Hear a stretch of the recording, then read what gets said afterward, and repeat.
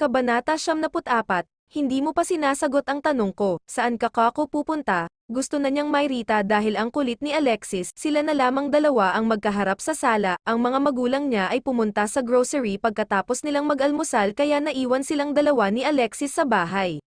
Bakit ba ang kulit mo? Besides, wala ka namang pakialam kung saan ako pupunta. Mind your own business, Mayor Villarubin, sapla din niyang sabi.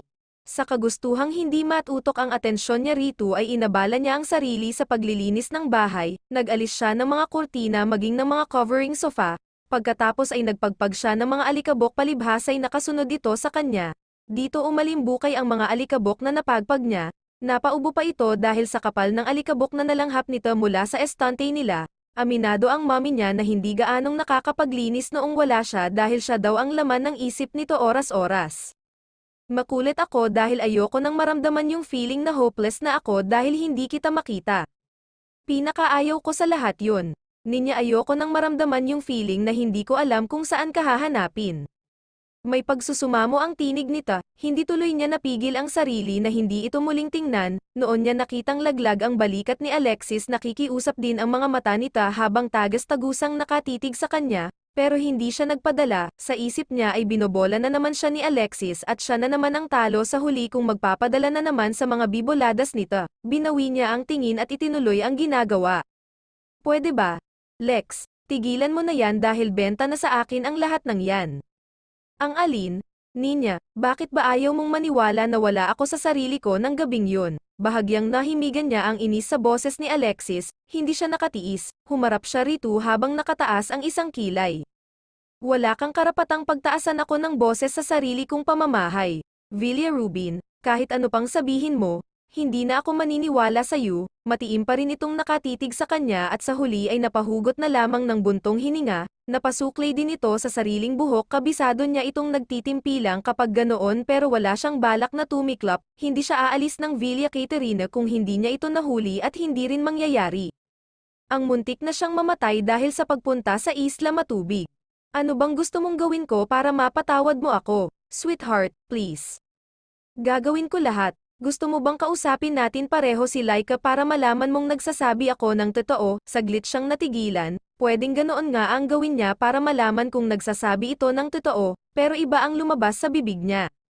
Kabanata 94 and 3/8, marami akong mas dapat asikasuhin ngayon. Lex, saka na natin pag-usapan ang bagay na yan. Muli niya itong tinalikuran pero nagulat na lamang siya nang yapos na siya nito mula sa likuran. Napapikit siya at napahawak sa dalawang kamay nitong nasa ibabaw ng kanyang tiyan. Sa kabila ng nangyari ay alam niya sa sariling mahal pa niya si Alexis, ewan ba niya. Sa dami ng nangyari ay hindi niya maintindihan kung bakit parang eksklusibo ang kanyang puso para sa alkalde. Miss na kita, mahal na mahal kita. Ninya, please, tell me, anong gagawin ko para mawala ang galit mo? Wala, Lex, dahil hindi ko alam kung mangyayari pa yun. Sabi niya pero lingid siya ay kulang sa diin ang kanyang tinig. Matalas ang pakiramdam ni Alexis kaya hindi nakaligtas nito na hindi bokal sa loob niya ang sinabi, ibinaon nito sa balikat niya ang mukha at mas hinigpitan pa ang yakap sa kanya. I understand, pero huwag mo naman akong pagtabuyan, sasamahan kita kahit saan ka pupunta, kahit hindi mo ako kausapin, okay lang sa akin. I just want to make sure na hindi na mangyayari na mawala ka pa ulit. Huminga siya ng malalim, sa tingin niya ay mas mabuti nga kung may kasama siyang babalik sa Isla Matubig. Baka maulit ang nangyari ay matuluyan na siya na hindi man lang nakikita ang mga tunay na magulang. Fine, gusto kong bumalik kung saan ako napadpad noong nawala ako, sa Isla Matubig. Katahimikan ang sumunod na namayani, halatang natigilan si Alexis. Pero bakit gusto mo pang bumalik doon? Nakalimutan mo na ba na doon ka nga muntik nang mamatay? Besides, hindi ka naman sa islang iyon nakita, sa kabilang isla ka nakitang palutang-lutang ng Coast Guard. Malambing nitong Anes na hindi pa rin siya binibitiwan. No, maaaring doon ako nakita pero sigurado akong nakarating ako sa Isla Matubig, at maaaring nandoon ang sagot sa mga tanong sa isip ko kung anong nangyari sa akin habang wala akong maalala, siguradong may kumupkop sa akin. Nasa panaginip ko yun palagi, gusto ko lang silang pasalamatan. Siguradong sigurado niyang sabi, madalas din kasing sumagi sa panaginip niya ang islang iyon. Ang mga taga roon na sa panaginip niya ay pinagchichismisan siya sa hindi niya malamang dahilan. Pero paano kung pagtangkaan na naman ang buhay mo? Siguradong tanda ka na ng mga Akala ko ba willing kang samahan ako, bakit ang dami mo pang reklamo ngayon? Fine, I'll go with you. Itinuloy niya ang planong pagbalik sa isla. Kinausap niya si Mika na ito na ang baalang gumawa ng lusot sa kanyang mga magulang kapag nagtanong ang mga ito palibhas ay may sariling pera. Madali para sa kanya ang kumilos sa suhestyon na rin ni Alexis. Minabuti niyang mag-iba ng kaanyuan. Nagsuot siya ng natural human hair na panlalaki. Nagbihis lalaki siya at naglagay pa ng bigote at balbas. Sa kabuuan ay isa na siyang lalaking tingnan. Ang kanyang mga mata ay laging may nakasuot na sunglass upang lubusang itago ang kanyang maamong mukha. At ngayon, sakay na nga silang dalawa ni Alexis ng motorboat patungo sa Isla Matubig. Nakahinga siya ng maluwag nang walang magtangkang harangan ang pagpunta nila roon ni Alexis. Walang lumitaw na lansang puno ng mga armadong lalaki kagaya noong silang dalawa ni Travis ang magkasama. Narito na ho tayo sa Isla Matubig, mga sir. Wika ng bangkiro habang idinadaong sa pampang ang bangka, matamang iginala ni Ninya ang paningin sa paligid. Parang nakita ko na ang lugar na ito, bitbit ang kanyang backpack, nagsimula siyang humakbang pababa ng bangka, naging usapan nila ni Alexis na huwag siya nitong aalalayan palagi dahil itsurang lalaki nga siya, baka may makahalata sa kanila, pero sa pagkakataong iyon ay waring nakalimutan nito ang usapang iyon. Kapag dakay inilahad nito sa kanya ang palad para alalayan siyang makababa, umiling lamang siya ng bahagya saka pa lamang nito ibinaba ang palad. Ang ilang taong dinatna nila sa isang pandohan ay naaga ang atensyon dahil sa pagdating nila. Aba, may dayo na naman dito sa atin, wika ng isang matanda. Oo nga at mukhang mga tagalungsod, komento ng isa pa. At mukhang mga gwapo, anang isang dalaga na hindi pa man ay mukhang kilig na kilig. Nasa pagtitig kay Alexis Kuf nakakita na naman kayo ng mga gwapo malay ba natin kung saang lupalop na naman galing ang mga yan, wika ng isang matandang lalaki, doon pa lang ay kinutuban na. Si Ninya, may posibilidad na dito nga siya napadpad noon. Hayaan na ninyo, Mang Oscar, ang mga kadalagahan dito sa atin ay talagang naghahanap ng mayamang tagalungsod na mag-aalis sa kanila rito sa isla, sabay ng isa pang lalaki. Abay masisisi ba natin ang mga tag-arito na Hungarian Macaulay sa lugar na ito, walang asenso, kapag walang hall, gutom, kapag nakaswerte, abay pista. Pero naman ninyo ang nangyari kay Briggs umibig sa isang dayuhan na ni hindi alam kung saan nagmula, nang iwanan siya ay nasira na yata ang buhay, abay akalain mong iwanan ang ina-inahan na nag-aruga sa kanya ng kulang 30 taon. Oo nga. Marahil naghahanap pa rin sa Maynila si Briggs sa babaeng yun, bahagya lang pinansin ni Ninya ang nolanigang usapang iyon. Moalang-galang na ho, pwede hong magtanong, ani Alexis sa isang matandang babaeng nakasalubong nila. Ano yun? Iho, naghahanap ho kasi ako ng mauupahang bahay dito sa inyo, mayroon ho ba kayong alam? Nako, dito sa isla ay walang nagpapaupa ng bahay, mga tag-arito lang naman ang nakatira rito at ilan lang pamilya ang nakatira rito. Bihira lang may dumayo, at kung may maligaman, hindi nagpapabat ng gabi rito. Ganoon ho ba? Pero kung gusto niyong subukan, may alam akong tag-anit na nag-iisa lang sa bahay, ani pa ng matanda, nabuhay ang pag-asa sa kanyang dibdib at maging si Alexis ay nagliwanag ang mukha. Talaga ho, saan ho, si Aling Ibyang? Doon ang bahay niya sa may dulo ng aplaya, magtanong-tanong na lang kayo. Salamat ho, nagumpisang muling humakbang si Alexis at nakasunod lamang siya rito, ang totoo ay maging ang daan papunta sa aplaya ay pamilyar sa kanya, parang madalas siya rito, maging ang dagat ay parang kilala niya. Okay ka lang, antag ni Alexis sa pananahimik niya, kanina ka patahimik dyan. Wala, pamilyar lang talaga sa akin itong isla sigurado ako, nakarating na ako rito. Kung ganon ay mukhang hindi ka mahihirapang hanapin rito ang sagot sa mga tanong mo. Tao poy, buhat sa nakabukas na pinto ay sumungaw ang isang may edad na babanig bahagyang hapis ang mukha. Bakit, amang, tanong nitong pilit na inanino ang mukha ni Alexis, ilang saglit siyang natigilan layong pakiramdam na parang kilala niya ang matanda ay damang-dama kanyang puso. Magandang hapon ho, naghahanap ho kasi kami ng bahay, may nakapagsabi ho sa amin na nag-isa lang kayo rito, baka ho pwedeng umupa sa inyo, mga isang buwan lang ho. Wika ni Alexis, siya naman ay hindi malaman kung bakit hindi mapagkit ang titig niya sa babae. Nako, hindi ako nagpapaupa ng bahay. Amang, totoong sa ngayon ay naglisa lang ako. Pero uuwi rin ang anak kong binata, lumuwas lang siya sa Maynila dahil may inaasikaso siya roon. Ganoon ho ba? Ani Alexis, lihim siyang nanlata, ang totoo, hindi lang ang pagnanais na makakita ng matutuluyan ang dahilan, kung hindi parang napakagaan ng kalooban niya sa babae. Nako, paano kaya yan? Malapit ng Gam-Abi, wala nang bangka na maghahatid sa atin sa bayan. Nick, ani Alexis sa kanya. Nick ang napagkasunduan nilang itatawag nito sa kanya. Pasensya na talaga kayo mga amang, hindi ko kasi talaga pwedeng. Inang, bakit hindi ninyo popahan ang maliit na silid natin, buhat sa kung saan ay wika ng isang lalaki, sabay-sabay silang napalingon sa may-ari ng tinig na iyon, nagulat siya dahil parang narinig na niya ang tinig nita. Bricks, kapag da kay umaliwas ang mukha ng matanda nang makita ang anak na lang linggo nang hindi umuuwi, kailan ka pa dumating? Anak, nako, ang anak ko, akala ko'y hindi ka nababalik, mabilis na nanaog ng bahay ang matanda at nayakap ang bagong dating. Bricks, usual ni Ninya sa isip ng pangalan nita, bigla rin ang salakay ng kaba sa kanyang dibdib pagkarinig sa tila pamilyar na pangalang iyon.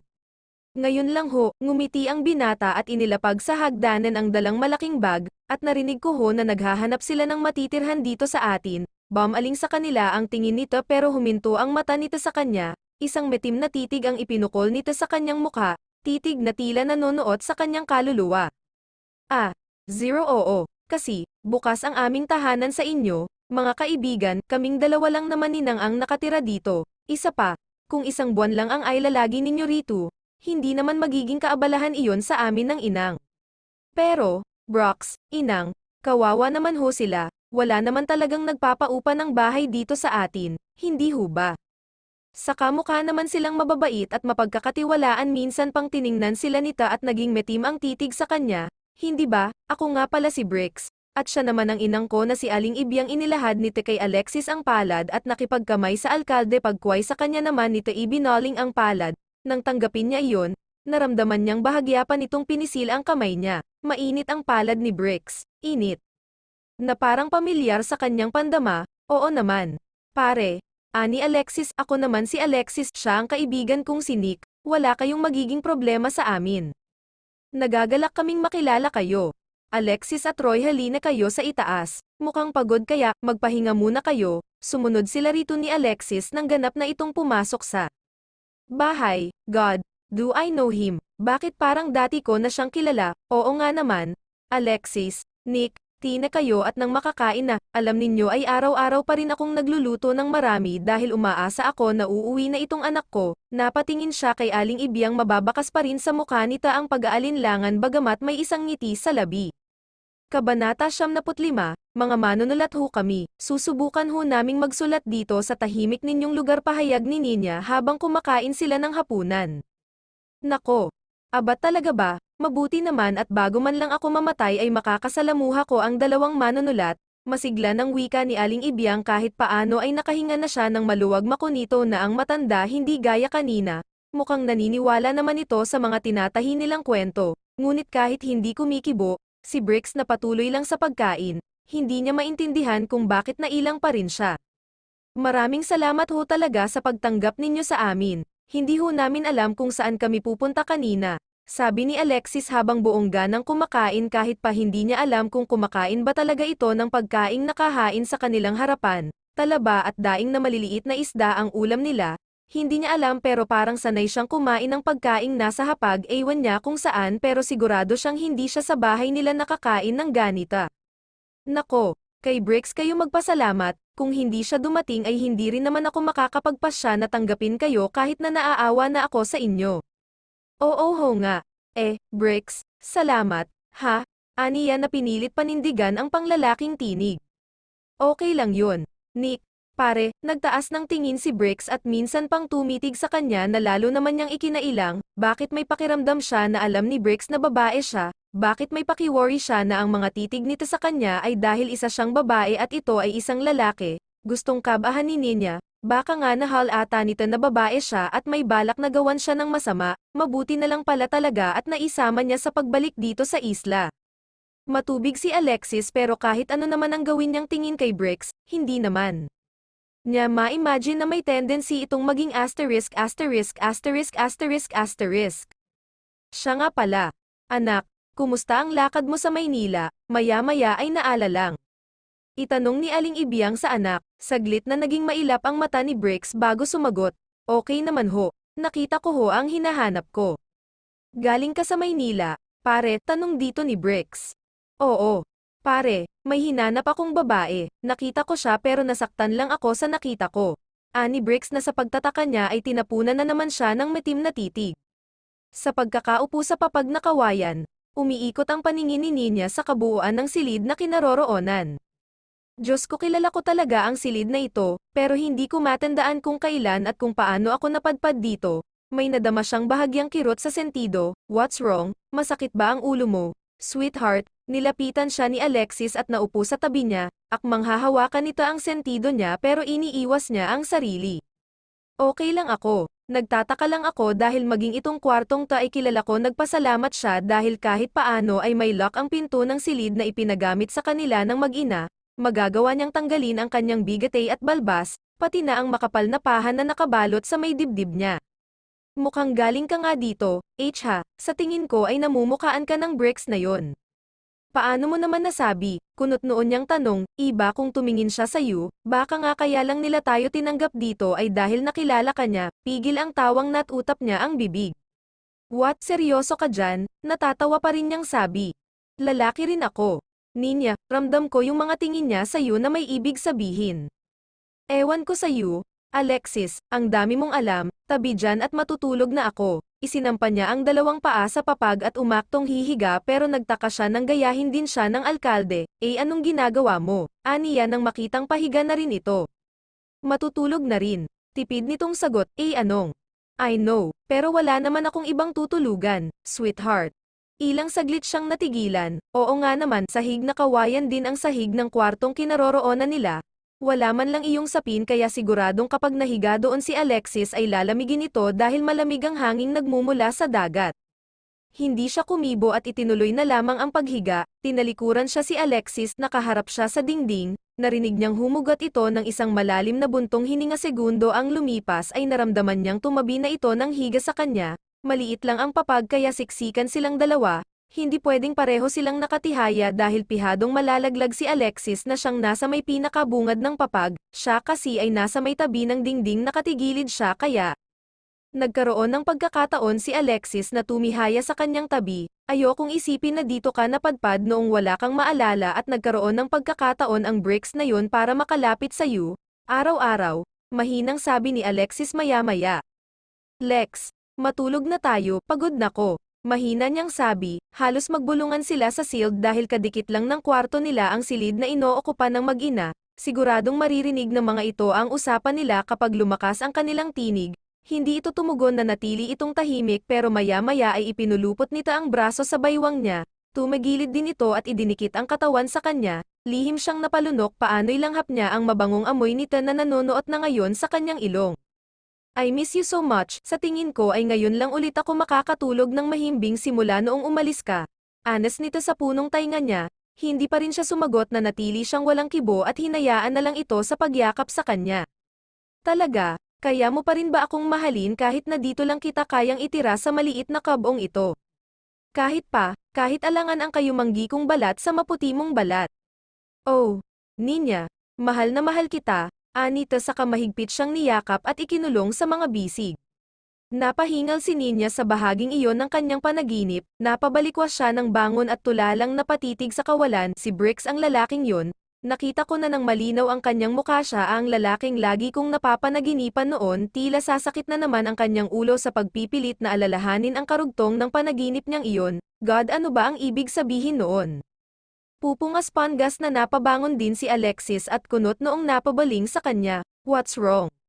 Wala, nanaginip lang ako, tipid niyang sabi bago muling nahiga, pero nang gabing iyon, hindi na siya muling nakatulog, nabulabog na ang kanyang inaantok na diwa at hanggang umaga ay laman ang kanyang panaginip.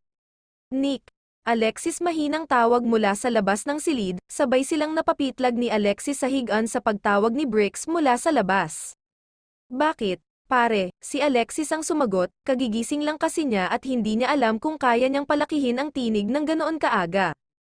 Umaga na, nakaalis na si Inang Sabayan na ninyo akong mag-almusal, anito mula sa labas at tila may gumito na naman sa kanyang alaala dahil sa sinabi nita. Oo, pare susunod na kami, sige, Hihintayin ko kayo sa mesa mga yabag palayo sa pinto ang mga sumunod nilang narinig, kinabahan man, nagmadali sa pag-aayos ng sarili si Ninya, baka muling bumalik si Brix ay makita nitong hindi siya tunay na lalaki. Halina kayo, kain na tayo, nakangiting naghihintay sa hapag-kainan si Brix maagang. Umalis ang inang, ako naman ay hindi ng isda kaya ako ang nagluto nita. Ganoon ba, humakbang siya palapit dito bagamat nakatuon pa rin ang paningin niya sa mukha ng binata, si Alexis naman sa likuran niya ay huling-hali niyang akmang ipaghihila siya ng upuan nang biglang matigilan, nakalimutan na naman nito na nagpapanggap siyang lalaki. Halos sabay silang umupo ni Alexis magkatapat sila ni Brix, si Alexis ay nasa gawing kanan niya, devo parang nakita na niya ang ganitong eksena, magkasala silang kumakain ni Brix sa mesang kawayan na iyon, oo nga't payak ang nakahaing pagkain sa mesa. Pero ang saya sa piling ng mag-ina ay hindi matutumbasan ng kahit anumang masarap na pagkain, simple man ang pamumuhay ng mga ito ay ito ang klase ng mga taong bihira na lang ngayon. Pritang daing na bangus na may sosawang suka na maraming sili, sinangag na kanin at mainit na kapeng barako, may saying na latundan na nakalagay sa bilaong yantok, at may malamig na tubig na galing sa banga. Q. Kanin pa, bahagyang inilapit ni Brix sa kanila ang bandehandong may sinangag ng matigilan ito. B. Bakit? Tanong nita. Ha, anong bakit? Napakurap naman siya. Bakit mo ako tinititigan?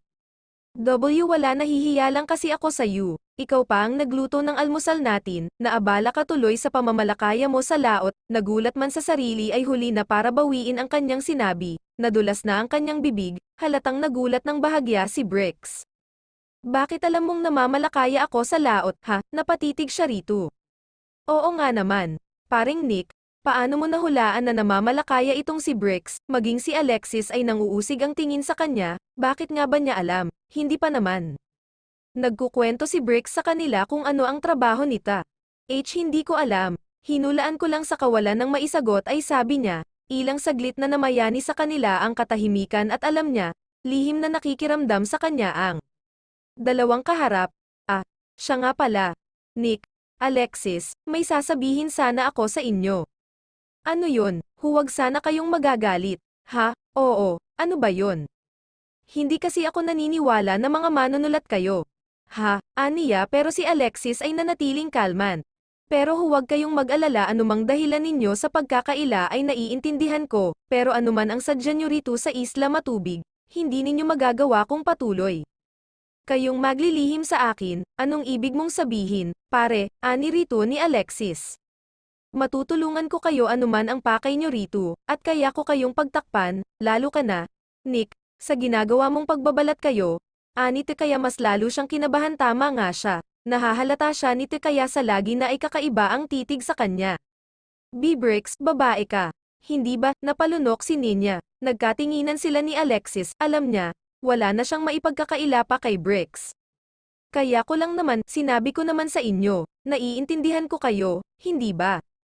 Salamat, napayuko na lamang siya at hindi na nag-abalang baguhin ang boses babae, para ano pa, bistado na siya. May gusto lang linawin si Ninya tungkol sa nakaraan na hindi niya matandaan kaya siya bumalik dito.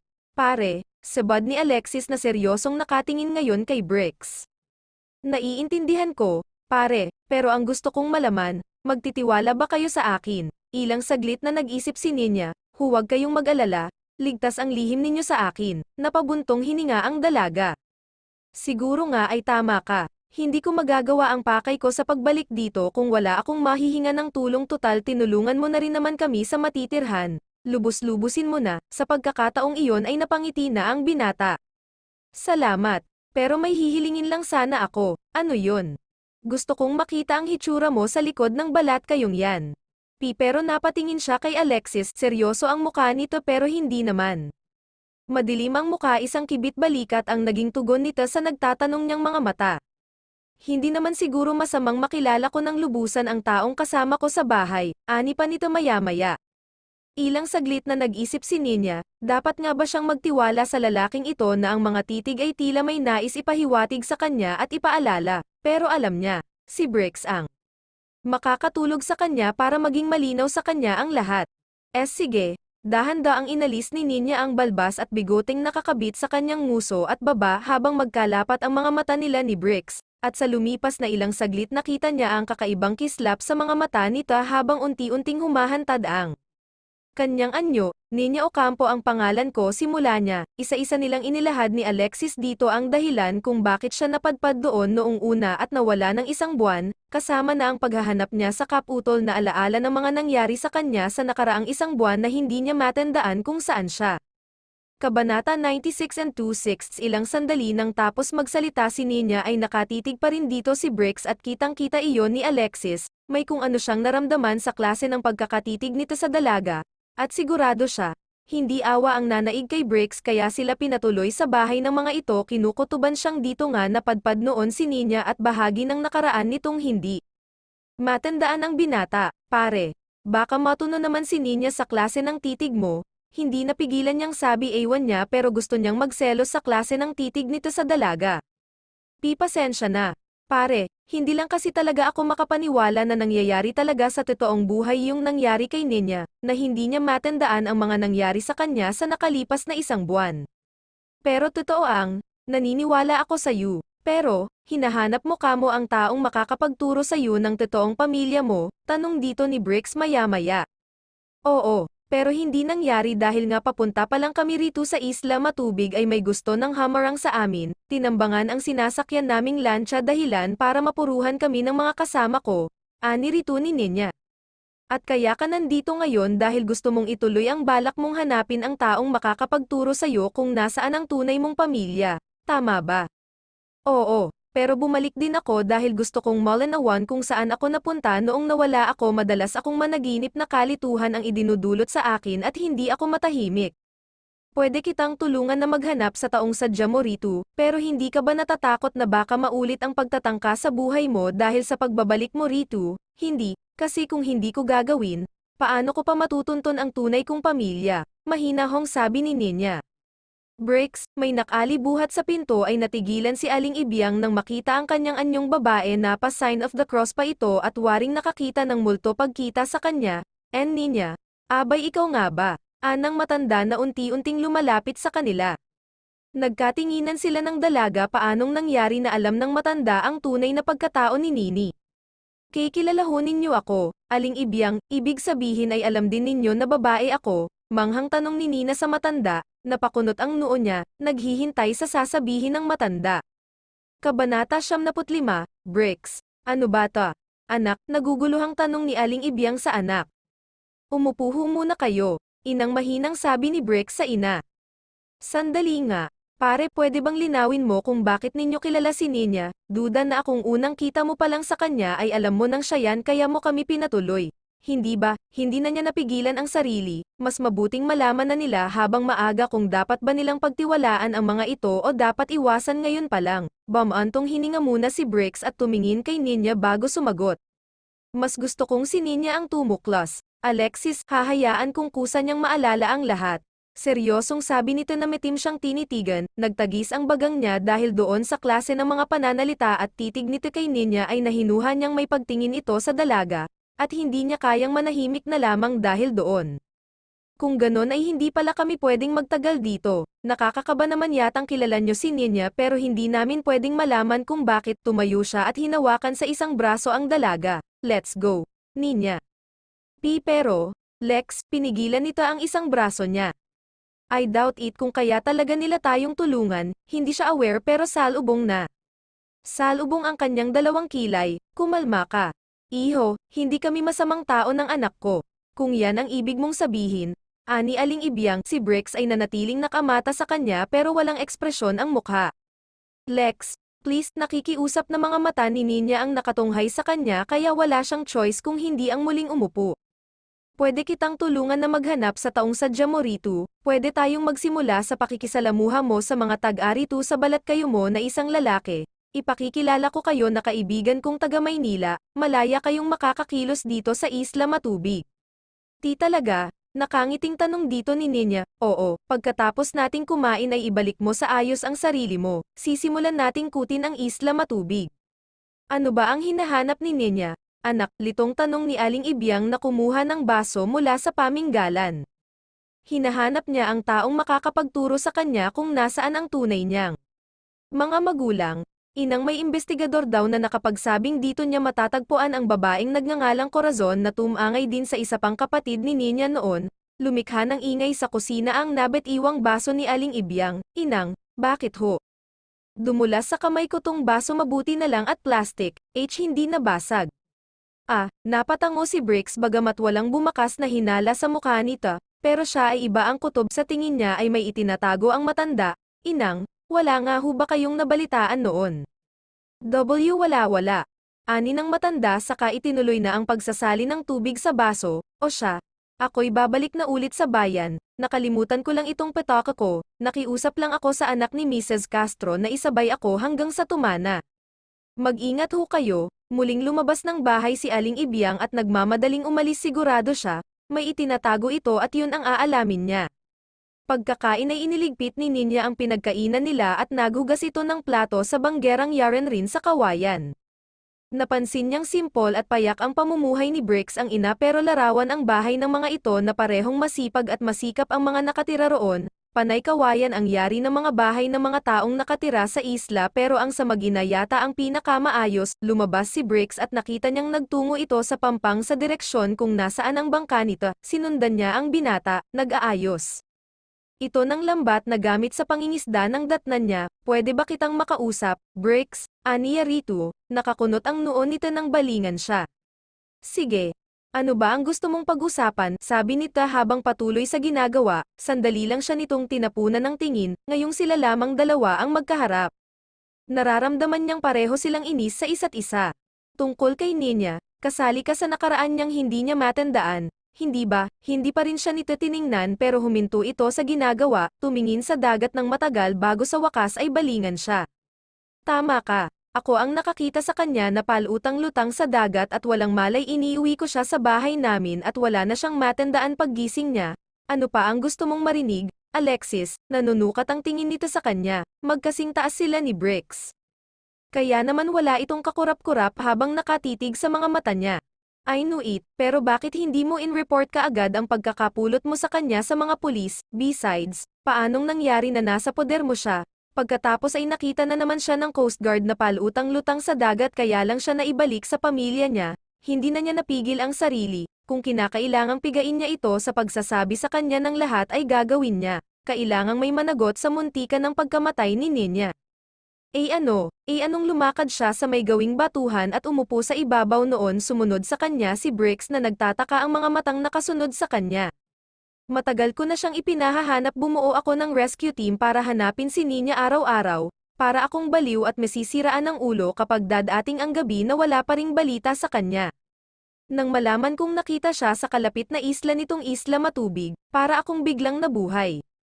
Biglang nagkaroon ulit ng buhay ang paligid ko dahil sa wakas ay nakita na ang babaeng pinakamamahal ko. Pero hindi pa rin pala magiging ganap ang saya ko. Gusto niyang bumalik dito dahil may mga alaalang gumugulo sa isip niya. Masakit man isipin, pero sa tingin ko, ikaw ang nasa alaala niya na gustong balikan. Bakit may namagitan ba sa inyo habang nandito siya sa poder mo? Ayokong isipin na sinamantala mo si Ninya habang wala siyang natatandaan sa tunay niyang pagkatao. Mahaba niyang sabi sa binata habang nakatingin siya sa ilang bangkang nasa dalampasigan. Maya-maya ay narinig niyang humugot ng malalim na buntong hininga si Bricks sa kanyang tabi. Buong buhay ko, walang babaeng nakakuha ng interes ko, pero iba si Ninya. Unang kita ko pa lang sa kanya, hindi na siya mawala sa isip ko, at aaminin ko, mahal ko siya, minahal ko siya sa kabila ng posibilidad na baka pamilyado na siyang tao na paulit-ulit sinasabi sa akin ng mga tao sa paligid, lalo na ng inang. Anong magagawa ko? Hindi ko kayang pigilin ang nararamdaman mo. Ani ng binata, humanga siya rito sa pag-amin nito sa totoong damdamin.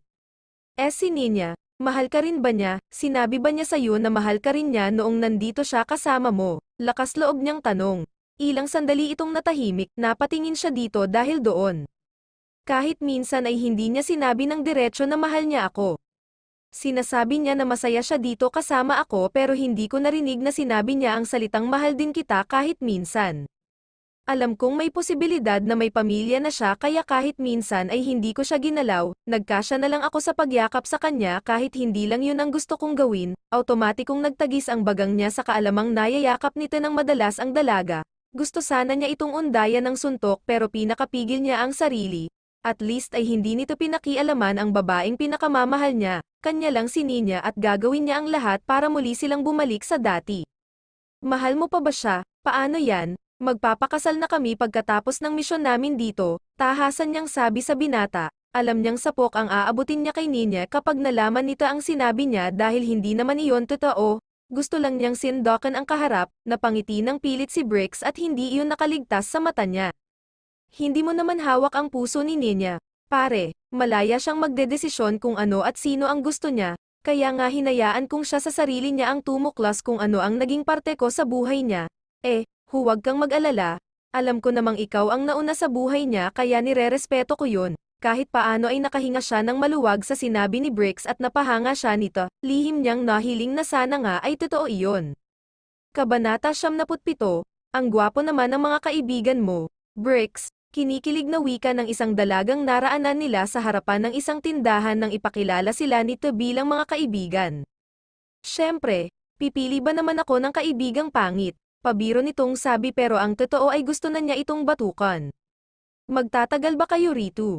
Nick, Alexis tanong ng isang dalagang naroon. Napatingin siya kay Alexis at nagpasalamat siya na nakaunawa naman ito. Ito na ang sumagot sa tanong ng babae, hanggat maaari kasi ay ayaw niyang masalita ng magsalita. Mga isang buwan, and Alexis at gusto niyang matawa dahil pilit ang ngiti at halatang napipilitan lang na sumama sa kanila ni Bricks na mag-ikot sa isla matubig. No ang pinakaayaw nito sa lahat ay lumalakad ng mainit pantalong maong at isang shirt na puting naka-tuck-in ang suot niya, pinatungan niya iyon ng jacket na maong upang ikubli ang dibdib niya. Ay, sayang, akala pa naman namin ay madadagdagan na ang gwapo dito sa amin maliban kay Bricks, sebad ng isa pang dalaga. Pasensya na kayo pero itong si Alexis ay may minamahal na, pero andang malay ninyo, baka kapag may napusuan dito itong si Nick ay maging taga rito na rin siya, di ba?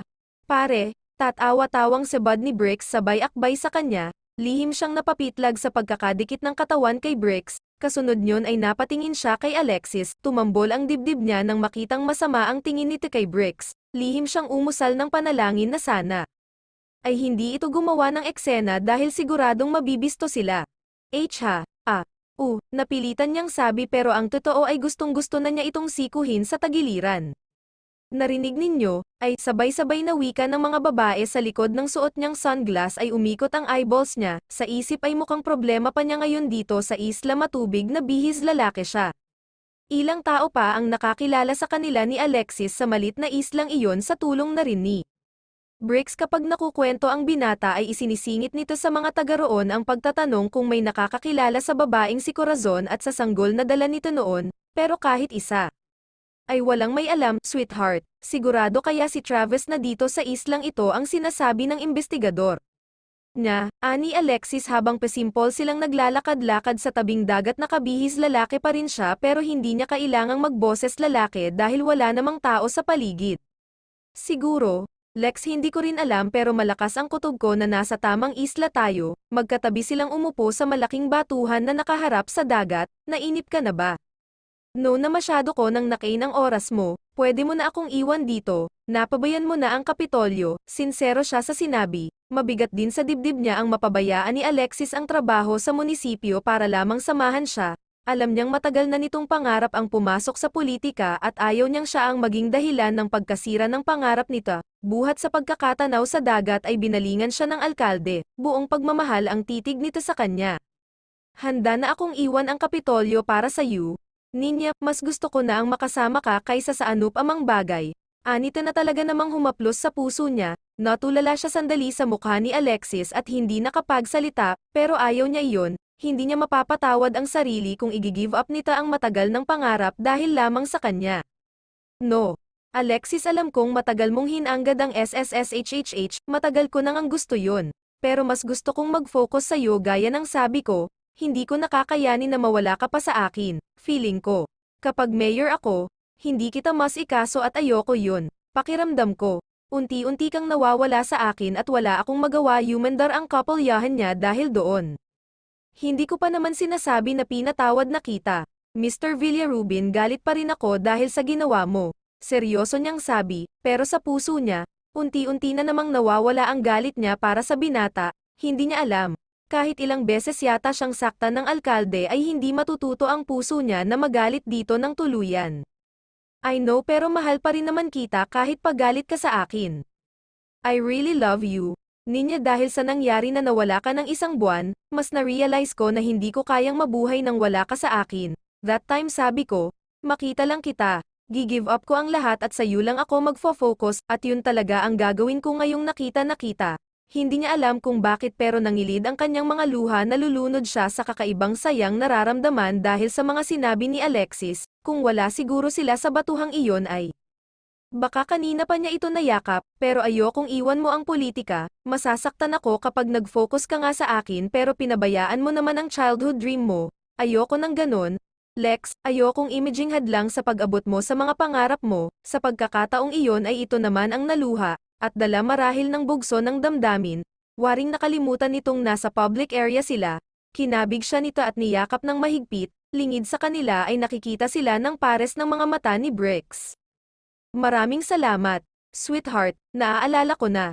Lex, habang mag-isa ako sa bahay noon ay nainip ako kaya ipinasya kong pumunta sa batuhan na lagi naming pinupuntahan ni Brix. May tumakip sa bibig ko at nawalan ako ng malay. Nang magising ako ay nasa isang malaking bangka ako, nakatali ang mga kamay at binabantayan ng tatlong lalaki. Natatandaan ko sila, Lex, kapag nakita ko sila. Makikilala ko, maya-maya ay may dumating na isa pang bangka, may sakay iyong isang babae at isang lalaki. Kilala ko yung babae, hindi ako maaaring magkamali. Sino siya? Ninya, tiimbagang na tanong ni Brix. Si Ayana, ha, nang lumipat siya sa bangkang sinasakyan ko ay galit na sinabunutan niya ang buhok ko at sinampal pa niya ako raw ang hadlang sa pag-iibigan ninyo. Pero wala kaming relasyon. Alam mo yan, alam ko. Leon nga ang sinabi ko sa kanya, na ayaw mo sa kanya kaya huwag na niyang ipilit ang sarili niya sa iyo, pero mas lalo lang siyang nagalit. Nang bumalik siya sa kanyang bangka ay inutusan niya ang mga kasama niyang lalaki na pagsamantalahan ako, patayin at pagkatapos ay ihulog sa dagat. Pagkaalis niya, kinaligan ako ng mga kasama niya, inumpisahan akong gawa ng masama. Pero hindi ko hinayaang magtagumpay sila, napasiksik siya sa dibdib ni Alexis sa bahaging iyon ng kanyang pagkukwento. Nanlaban ako, kahit hindi ko pa ganap na alam kung sino ako, hindi ko hahayaang magtagumpay sila. Ginawa ko ang lahat para pigilan sila pero masyado silang malakas at gipit ako sa pakikipaglaban sa bangka. Nagawa nila akong mapalo ng matigas na bagay, pero bago pa ako mawalan ng malay, nagawa kong tumalon sa dagat at lumangoy palayo. Marahil sa sobrang pagod at sa dami ng dugong nawala sa akin kaya ako nawalan ng malay. Hanggang sa natagpuan ako ng Coast Guard na lulutang-lutang dagat. Nang magising ako, ang tanging natatandaan ko lang ay ang mga pangyayari bago ako mawalan ng malay noong sumabog ang lansang sinasakyan ko. Mahabang paliwanag niya sa lahat ng eksenang bumalik sa kanyang alaala, maging ang pagmamahal ni Brix sa kanya ay natatandaan na rin niya. Palagi niya itong napapanaginipan dahil bokal sa binata ang pagsasabi noon na mahal siya. Maya-maya ay tumayo si Brix matapos marinig ang kwento niya. Galit ang mukhang lalabas sana ito ng bahay nang pigilan niya. Saan ka pupunta? Brix, kinaana, kailangang maturuan ng leksyon ang babaeng yun. Sa klase ng mukha ni Brix ay galit ito, mula sa kawayang upuan ay tumayo rin si Alexis upang pigilan ang binata. Huwag tayong magpadalos-dalos, pare, gusto kong makulong ang mga gumawa nito. Kabanata 77. 5/6 kay Ninya at ako ang gagawa ng paraan para mangyari yun. Seryosong sabi ni Alexis na tumayo na rin. Excuse me, sweetheart, may mga tatawagan lang ako. Anito bago lumabas ng bahay, muling naupo si Brix sa upo ang kawayan, naupo rin siya sa kaharap nitong Silya at doon na siya nakakita ng pagkakataong kausapin ng sarilinan ang binata.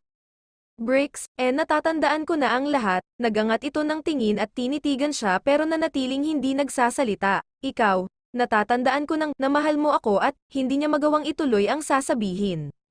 Namahal kita at lahat ng masasayang alaala natin ay natatandaan mo na pero hanggang doon na lang yun. Di ba? Ninya, laglag ang balikat nito nang sabihin ang mga salitang iyon, bagamat nakangiti ay kitang-kita niya ang pait na nakabalatay sa gwapong mukha ng binata. Brix, huwag kang mag-alala dahil alam ko na, Ninya, nalaman kong may nagmamay-ari na sayo mula nang sundan kita sa Maynila.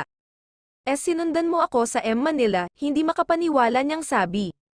Hanggang sa pagbabalik mo rito sa isla ay nakasubaybay ako sayo. Nakita ko ang lahat ng kilos mo, ang pagbabalat kayo mo, ang pagbabalik mo dito sa Isla Matubig bilang isang lalaki. Kaya nang kausapin ninyo si Inang tungkol sa panunuluyan ninyo, magkasabay lang tayong dumating, dahil bawat hakbang mo, nakahakbang din ako. Ninya, totoong nagulat siya sa narinig, hindi siya nakapagsalita, hindi siya makapaniwala na kayang gawin ni Briggs ang ganoon. Doon ay nakita at naunawaan kung pagmamay-ari ka ni Alexis at ang namagitan sa atin ay hiram na sandali ko lang, na siya talaga ang mahal mo at sa pagbabalik mong yun sa kanya ay malayong maalala mo pa ako. Briggs, huwag kang mag-alala, tanggap ko naman na mangyayari ang lahat ng nababalik ka sa totoong mahal mo, pero nagpapasalamat pa rin ako sa iyo. Ninya, kahit sa sandaling panahon lang, naranasan kong sumaya, habag na habag siya sa binata ng mga sandaling iyon pero wala siyang magawa, Lise pa rin ang itinitibok ng kanyang puso, at yun ay walang iba kung hindi si Alexis sa kabila ng lahat, nilapitan niya si Briggs at niyakap.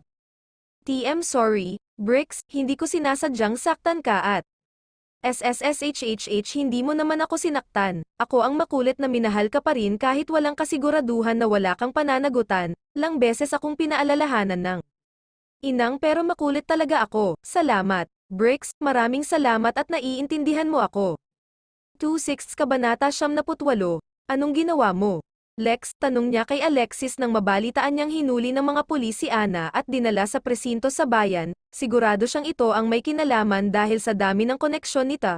Balita sa buong isla na nagtangka pang tumakas si Ana pero nahuli sa akto ng mga pulis kaya pinusasan na kaagad.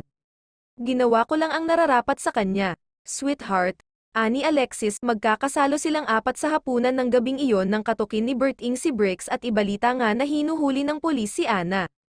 Pero hindi ba masyado namang mabigat ang parusa kung makulong si Ninya? Naririnig mo ba ang sarili mo? Muntik ka nang mamatay, muntik ka nang hindi makabalik sa pamilya mo pero naaawa ka sa babaeng yon, hindi naman makapaniwala si Briggs na naaawa siya kay Ana.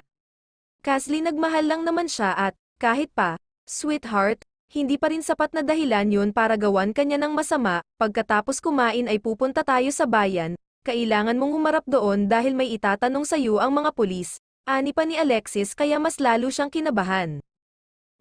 Kung lurong na lang kaya natin ang reklamo natin kay Ana, Lex, okay naman na ako saka, hindi niya na ituloy ang sasabihin dahil pinisi nito ang isang kamay niyang nakapatong sa mesa. Relax. Okay, ang mga ganyang tao ay hindi dapat binibigyan ng isa pang pagkakataon. Nandito ako, sasamahan kita sa laban mo, kahit ano pa yan. Buong pagmamahal nitong sabi at sapat na ang mga salitang iyon para mapanatag siya. Hindi sinasadyang napatingin siya sa may gawin ni Briggs na nakatunghay pala sa kanila, mabilis itong nagbawi ng tingin at itinoon ang atensyon sa pagkain. Si Aling Ibyang ay nakatingin din sa anak at hindi siya maaaring magkamali sa damdaming nakapaloob sa tingin nito sa binata, awa ang nababasa niya sa mga mata nito para sa kaisa-isang anak at hindi siya manhid para hindi maintindihan kung bakit. Tama si Alexis, Ninya, dapat matuto ng leksyon ni Ana. Basta mag-ingat kayo, ha, baka kayo ang balikan ng mga kakampi ni Ana, sabad ni Aling Ibyang na kanina ay nakikiramdam lang. Matapos kumain ay tumungo nga sila sa bayan, sa presinto ay dinatnan nila si Ana at ang dalawang lalaking tandang-tanda niya, hindi siya maaaring magkamali. Ito ang mga kasama nito noon na nagtangkang gawan siya ng masama, umiyak ang babae nang dumating sila pero nang makita sila ay tumigil at naging mabalasek ang mukha, partikular kapag siya ang tinitingnan. Briggs, tulungan mo ako, hindi ko alam ang sinasabi nila, pagmamakaawa ni Ana. Pero bingi si Briggs, siguro ay dahil kabisado na nito ang ugali ng babaeng kaharap. Miss Ocampo, may mga ilang katanungan lang kami para magtuloy-tuloy ang kasong. Isinampa ninyo ni Mayor Alexis sa mga ito, anang isang pulis, napalunok siya, sa buong buhay niya ay ngayon lang siya sasabak sa ganitong interogasyon, at kahit hindi naman siya ang nasasakdal ay kinakabahan siya, sige ho, Chief, umupo siya sa silyang katapat ng kay Ana, lalong nandilat ang mga mata nito sa kanya. Kung hindi siguro ito nakaposas ay baka kanina pa siya nito hinablot sa tindi ng galit na nakikita niya sa mga mata nita. Natatandaan niyo ho ba ang mga taong nasa harap niyo ngayon, ma'am? Opo, Chief, sila ho ang mga dumukot sa akin. Walang guttle niyang sabi sa kainikat ang paningin kay Ana at sa dalawang lalaki.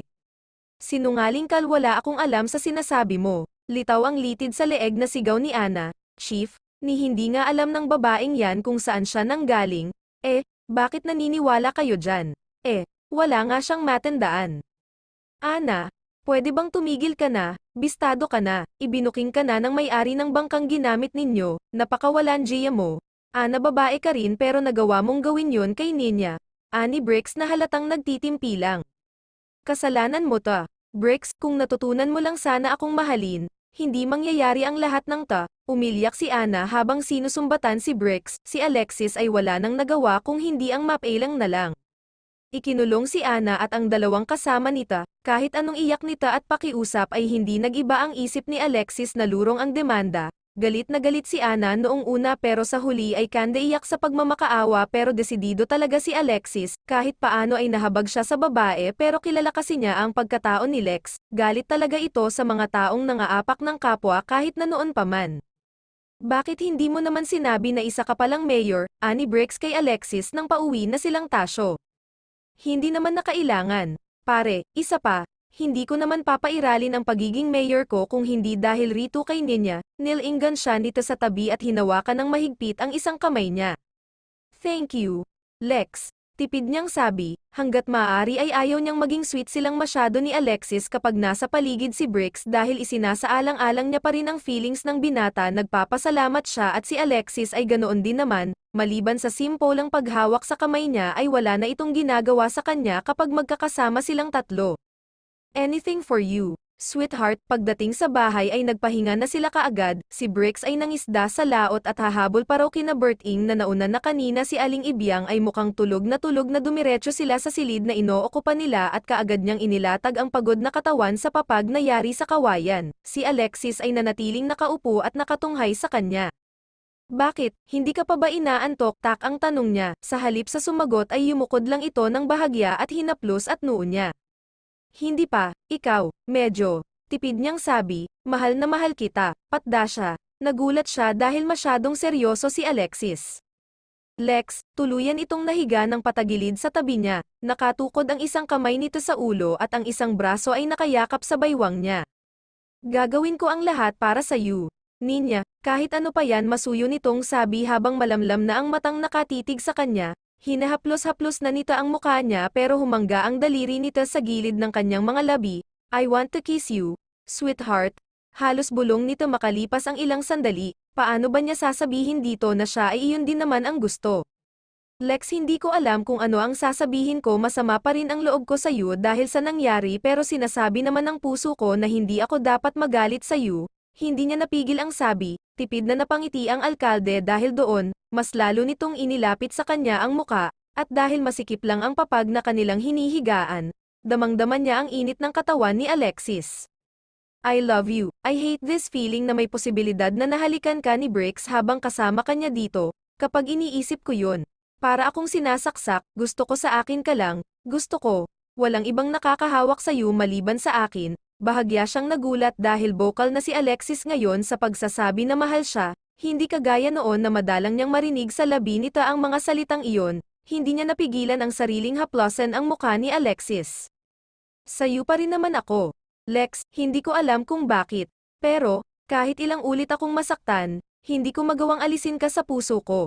Anas niya na naging dahilan ng maluwang ng ngiti sa mga labi ni Alexis, halatang nagustuhan nito ang sinabi niya. Good, dahil hindi ko alam ang gagawin ko kung sakaling sinabi mong si Bricks na ang mahal mo at hindi na ako. Anito na malapit na ang mukha sa kanya. Segundo pa ang lumipas, tinawid na nito ang pagitan ng mga mukha nila. Napapikit siya nang maramdaman ang labi ni Alexis na matagal-tagal din niyang hindi naramdaman. Magaan lang ang halik sa umpisa, nang bahagya siyang magdilat ng mata ay hindi nakaligtas sa paningin even na nakapikit din ang alkalde. Kagaya niya ay waring ninanamnam nito ang sandaling iyon sa pagitan nilang dalawa. Sa paglipas ng sandali ay unti-unting naging mapusok ang halik ni Alexis, tuluyan nitong nabuhay ang iba't ibang sensasyon sa kanyang katawan, dala ng pananabik na nararamdaman ay kusang yamakap ang mga braso niya sa leeg ni Alexis, samantalang naging daan naman iyon para lalong maging mapangahas ang alkalde. Umalis ito sa tabi niya at dahan-daang pamwesto sa kanyang ibabaw na ni hindi naghihiwalay ang kanilang mga labi. I miss you so much, sweetheart, anas nito sa may punong tainga niya. He kissed her earlobe down to her neck at hindi niya napagilan ang mapaigtad dahil doon. Mula noon hanggang ngayon ay kayang-kaya ni Alexis na pasiklabin ang apoy sa kanyang kaloob-looban. Taglay ng kakaibang halik nito ang painitin ang kanyang kalamnan at buhayin ang iba't ibang sensasyon sa kanyang sistema.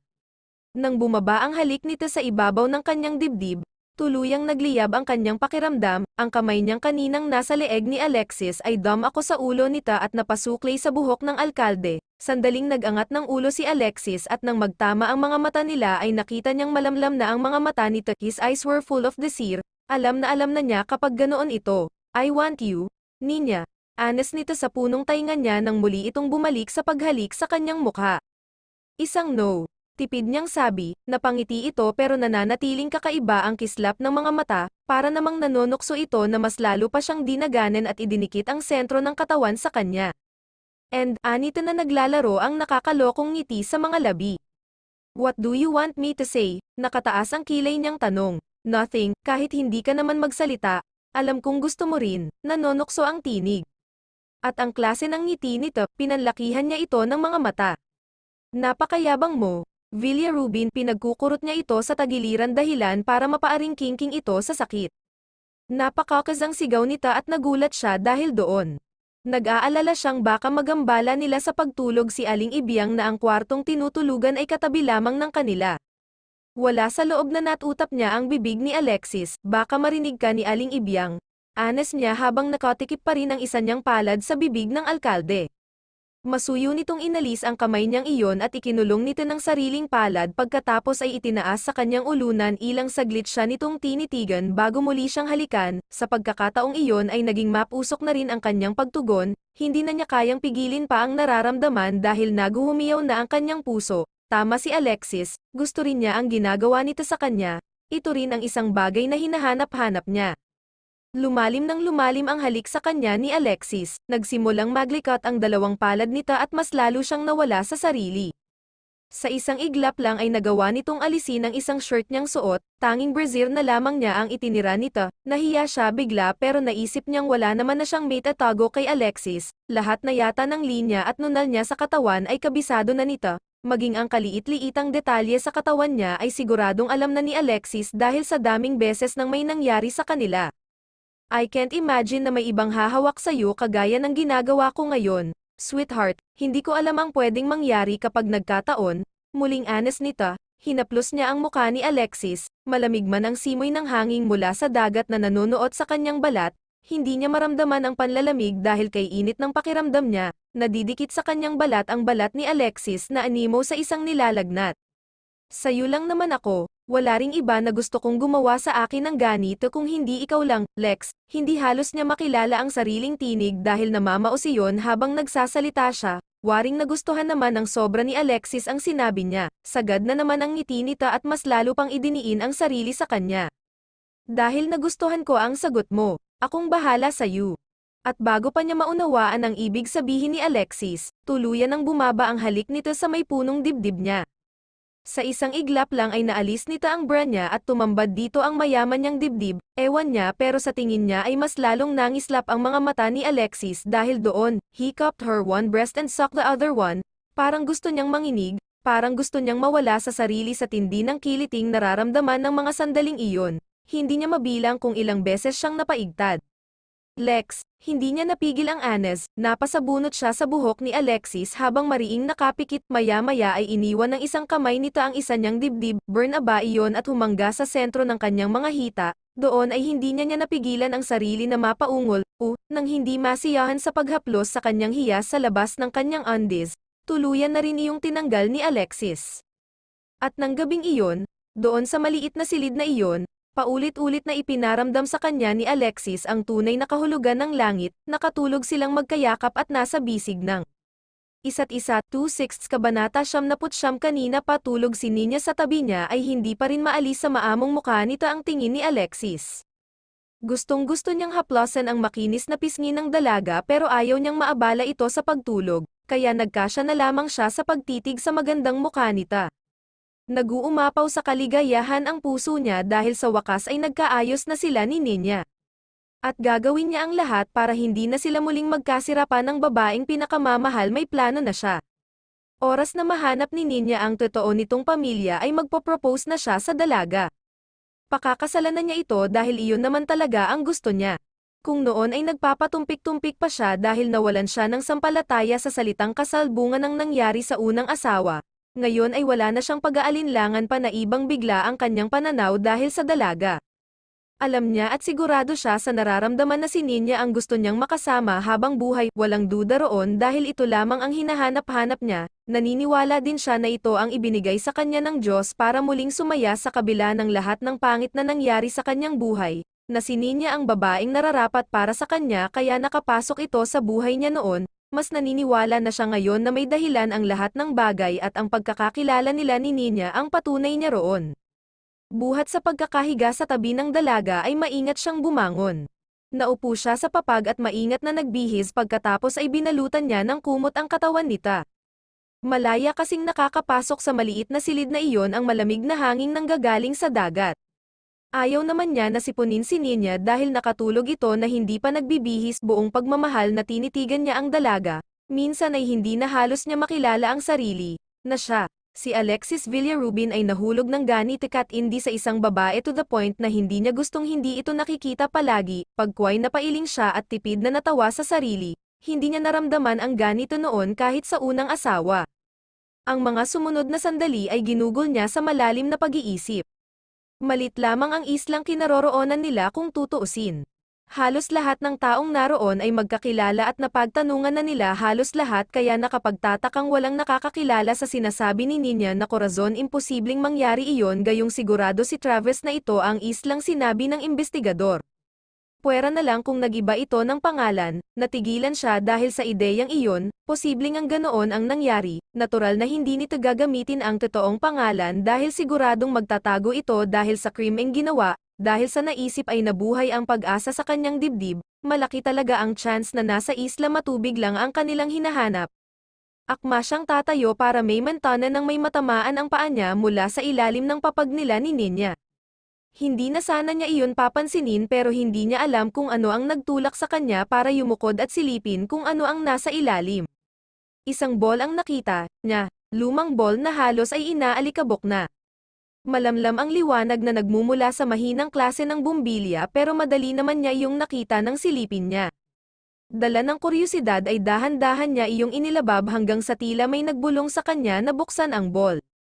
Pero gusto niyang matawan nang makitang mga lumang damit lamang pala ang laman yon. Isasara na lamang niya ang ball nang biglang may kumislap sa loob niyon nang matamaan ng liwanag mula sa bumbilya. Muling nakuha ang atensyon niya, inalis niya ang mga damit na nasa ibabaw niyon at tumambad sa kanya ang isang baby bracelet na naroon na may pangalang Bricks. May mga pictures din siyang nakita, hindi niya maintindihan kung bakit pero bigla siyang kinutuban ng hindi maganda. Bigla niyang naalala ang kakatuwang kilos noon ni Aling Ibyang nang tanungin ito ni Bricks kung may nabalita ang tumangay sa isa pang kapatid ni Ninya noon na nagngangalang Corazon, dahil doon, nasumpungan na lamang niya ang sarili na iniisa-isa ang mga larawan, wala namang kakaiba dahil panay larawan lamang ng isang batang lalaki ang mga iyon, pero sa huli ay may family picture na tuluyang umagaw ng atensyon niya, tama nga ang kutob niya. Dahil sa nakita ay hindi siya halos nakatulog pinagtahi-tahi niya ang mga hinala at isang palaisipan ang kanyang nabuo. Aling Ibyang, ilang taon na ho kayong byuda? Ani Alexis sa matanda ng umagang yun habang nag-aalmusal silang apat, si Bricks ay kararating lang galing sa pamamalakaya, may gusto siyang matiyak, kailangang malinawan ang masamang kutob niya sa matanda, hindi sa anupaman pero gusto lang niyang lumabas ang totoo, total ay hindi talaga siya matatahimik kapag hindi nabigyang linaw ang kagabi pa gumugulo sa kanyang isip. Mula sa hinihimay na daing na isda ay nagangat ito ng mukha. Ilang taon na ho kayong byuda? Ulit ni Alexis sa tanong nita, hindi napigil ang mapakunot ang noo ni Ninya, ewan niya kung bakit maging iyon ay kailangang alamin ni Alexis kilala niya itong hindi mapag-usisa sa mga personal na bagay tungkol sa taong kausap lalo't hindi naman ito kaibigan o kapamilya. Nang ipanganak kay ko si Bricks, ilang araw lang ay namatay na ang asawa ko, Alexis, hindi na nag-isna ng anak ko ang ama niya. Anang matanda. Tumango-tango si Alexis pero kilala niya ito, base sa pinta ng mukha nita ngayon ay alam niyang hindi ito kumbinsido, muli itong samubo ng pagkain pero muli ring nagsalita. Taga saan ho ang asawa niyo? Dagdag pa ni Alexis na lalo niyang ipinagtaka, taga Quezon siya, maging ang matanda ay halatang nagtataka na rin sa mga tanong. Ng alkalde, seryoso na ang mukha nito at malikot na ang mga mata, halatang hindi komportable. Ganun ho ba? Ano ho pala ang apelyido ninyo? Hirit pa rin ni Alexis kaya nagsalita na. Siya, Lex, bakit ang dami mo namang tanong kay Aling Ibyang? Hindi na niya natiis na sabi ng tingnan niya si Brix ay nakakunot na rin ang noo nito habang nakatingin kay Alexis, hindi niya mabasa kung nalinis o nagtataka ito. Oo nga naman. Pare, mukhang iniimbestigahan mo na ang inang ko niyan. Ani Brix na halatang hindi gusto ang nangyayari, bahagyaring tumaas ang boses nita, humugot ng malalim na paghinga si Alexis bago magpatuloy, masuyo itong tumingin sa kanya sa kamuling nagsalita. Ang totoo ho ay gusto ko nang umuwi kami ni Nina para magawa ko na ang mga plano ko para sa aming dalawa. Hinawakan nita ang isang kamay niyang nasa ibabaw ng mesa at pinisil iyon. Pero hindi ko ho pwedeng gawin yun hanggang hindi niya nakikita ang hinahanap niya. I'm sorry, pare. Pero mukhang hindi talaga namin makikita ang hinahanap namin na si Corazon dahil mukhang hindi naman yun ang ginamit niyang pangalan buhat ng tanggayan niya ang isang sanggol na nagkataong kapatid ni Nina. Mahabang sabi ni Alexis sa kamuling tumingin kay Aling Ibyang na noon ay nagyukong muli ng ulo. Lex, ano bang sinasabi mo? Lito niyang tanong dito. Wala siyang ideya kung ano ang gusto nitong tukuyin kaya talaga namang litong-lito siya, pero ayaw naman niya na mapaikan dito si Brix at mag-away ang mga ito sa harapan niya at sa harapan ni Aling Ibyang. Sweetheart, simple lang ang gusto kong ipunto dito. Mula sa bulsa ng suot nitong pocket shorts ay dumukot ito at inilabas ang isang picture na pamilyar sa kanya. Inilapag nito iyon sa mesa at napako doon ang tingin ng mag-ina. Pansin niyang mas naging balisa si Aling Ibyang, itong picture na ito ay walang iba kung hindi ikaw at si Nancy, Nina. Ang dalawang lalaki naman dito ay walang iba kung hindi sina Brix at Travis, kayo ang mga batang yan kasama ang mga tunay niyong magulang. Ani Alexis na tototong gumimbal sa kanya, kumalabog ang dibdib niya at hindi siya nakapagsalita, napatitig lang siya rito ng matagal, tinitimbang kung totoo ang sinasabi ng alkalde. Ang totoo ay napanganga siya dahil sa mga sinabi ng alkalde. Si Brix na nakakunot ang noo kanina ay pagkagimbal din ang mababasa ngayon sa mukha. Pare, maghinay-hinay ka naman dyan sa mga sinasabi mo. Buong puso kitang pinatuloy dito sa bahay ko kaya huwag mo naman sanang pagbintangan ng ganyan ang inang ko. Mahina hong sabi ni Brix nang makabawi, para mo na ring sinabi na siya si Corazon at ako ang batang tinangay niya. Hindi ako nagbibintang dito. Pare, Lex, tama na. Please, wala tayong ebidensya. Sabi niya dahil kinakabahan na talaga siya sa mga akusasyon nito.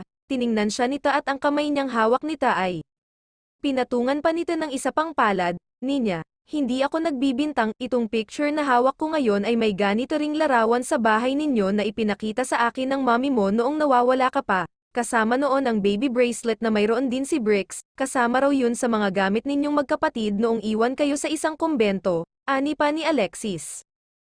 Pero paanong kung totoo yang sinasabi mo, paano kami nagkahiwa-hiwalay, litong tanong niya, mula sa pagkakaupo sa hapag ay padesko na tumayo si Brix. Inang, paliwanag niyo ho ang makakasagot sa lahat ng tanong namin, totoo ho ba na kayo si Corazon? Mahinahon man ay may diin pa rin sa boses ni Brix, samantalang si Aling Ibyang ay umiiyak na habang nakatungo pa rin.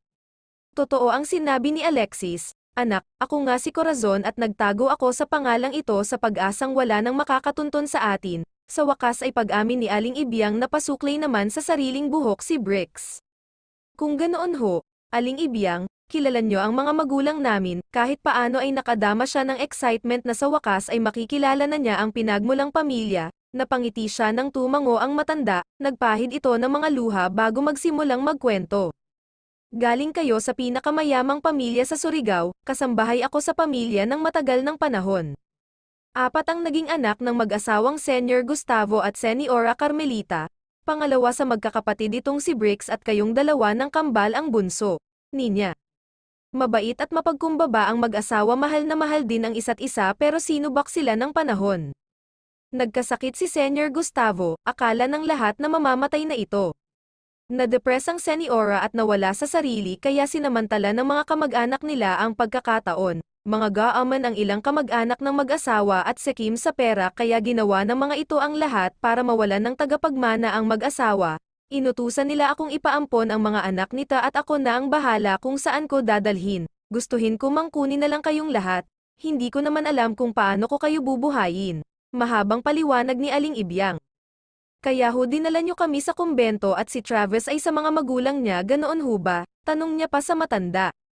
Ganoon na nga, Ninya, bawat isa sa inyo ay nilagyan ko ng picture na yan. Alam ko kasing darating ang panahon na maghanap kayo sa tunay ninyong pagkatao. Ngayon, ang balita ko, kapwa na magaling ang mag-asawang Gustavo at Carmelita at ipinahahanap na nito ang kanilang mga tagapagmana. Yun nga lang, patuloy na gumagawa ng paraan ang mga kamag-anak ng mga ito para hindi kayo matagpuan.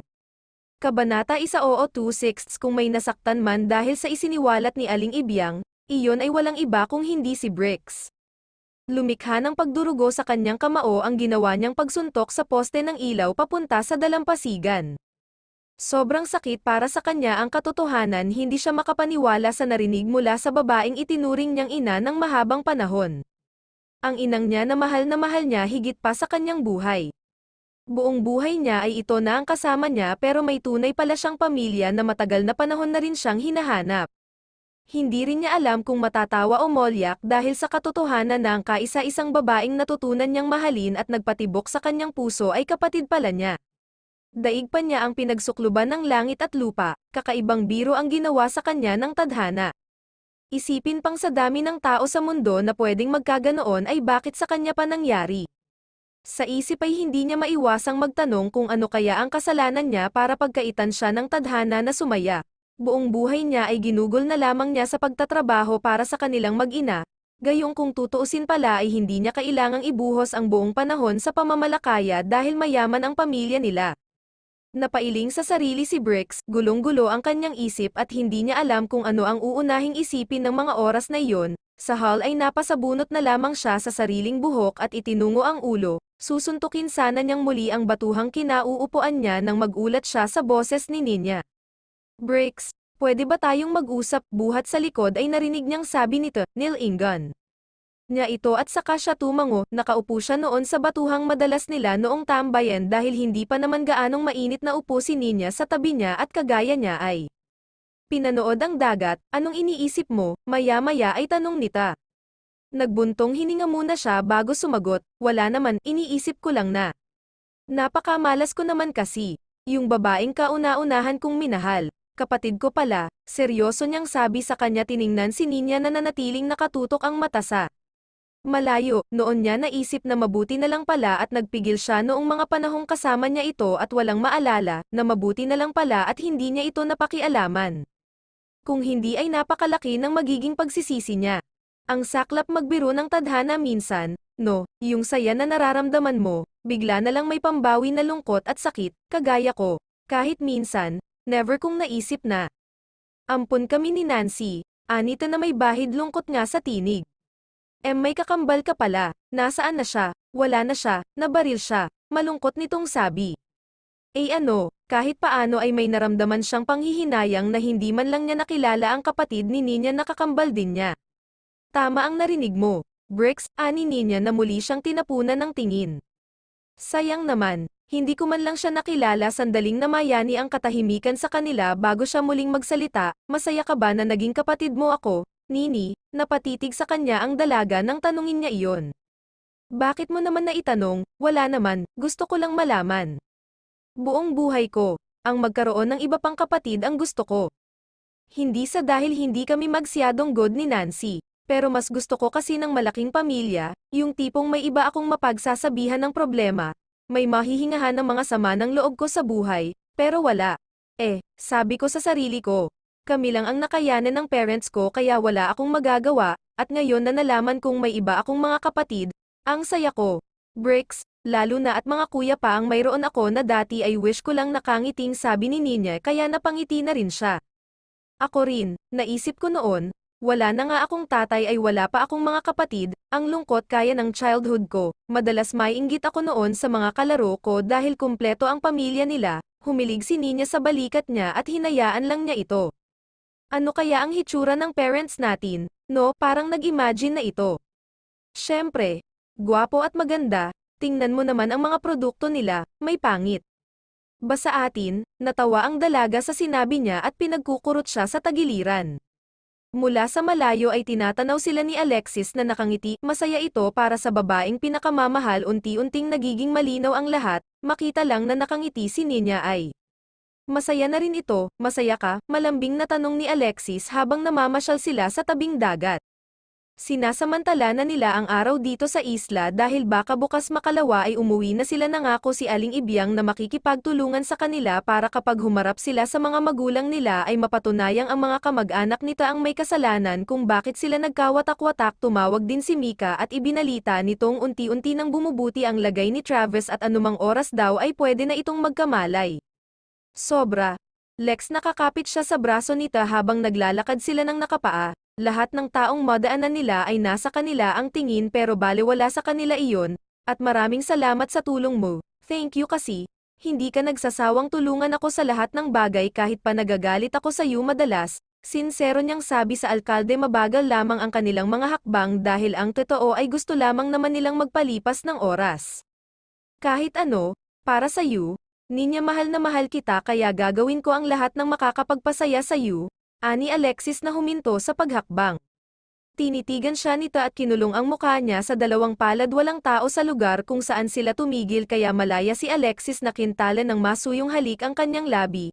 Kapag dakay natangay siya kaya mabilis niya iyong tinugon ang mga braso niya ay kusang pumulupot sa leeg ng alkalde. Napapikit siya. Hindi niya alam kung gaano katagal ang halik pero kapwa sila hinihingal ni Alexis nang maghiwalay. Lexi NINIAI, sabay silang napalingon sa pagtawag na iyon ni Bricks mula sa di kalayuan. Kamakaway ito kaya napilitan na silang bumalik. Malalaki ang mga hakbang nila gayunman ay hindi pa rin binitiwan ni Alexis ang kanyang kamay. Bigla siyang kinabahan na hindi niya maintindihan dahil kakaiba ang kaway ni Bricks, parang may nangyari na hindi inaasahan. Kailangan na ninyong umalis dito ni Alexis, Ninya. Ani Bricks nang nasa loob na sila ng bahay, naroon din si Aling Ibyang. Takot at pag-aalala ang mababasa na mukha ng mag-ina. Bakit, Bricks, may nangyari ba? Kunot noong tanong ni Alexis.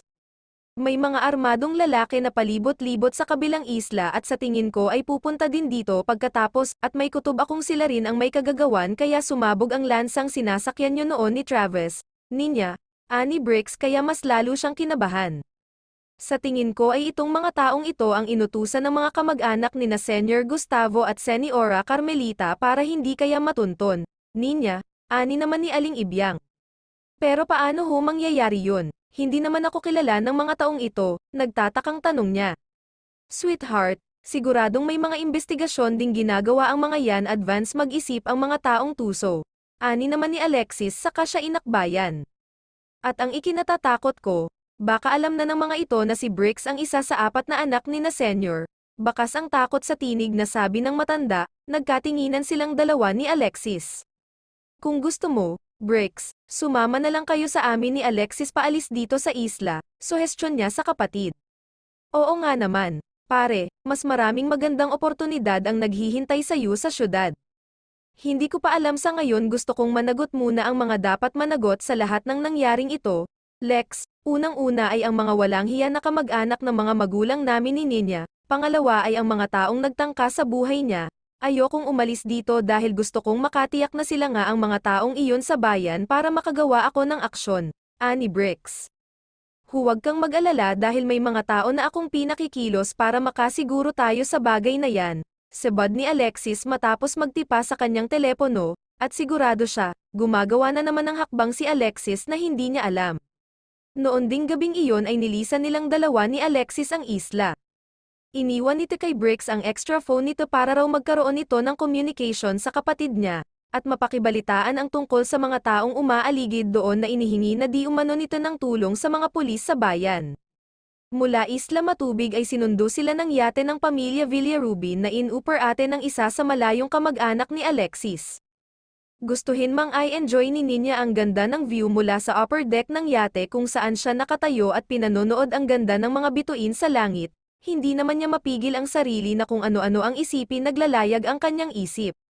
Hindi niya maiwasang makaramdam ng takot ang lumulukob sa kanyang dibdib kapag nalisip niyang ngayon pa lang ay handa nang pumatay ang mga kamag-anak ng mga magulang niya para hindi sila magkita-kita. Ano pa kaya kung matagpuan na sila ng mga ito, siguradong mas malalagay sa panganib ang buhay nilang magkakapatid at iyon ang ikinatatakot niya.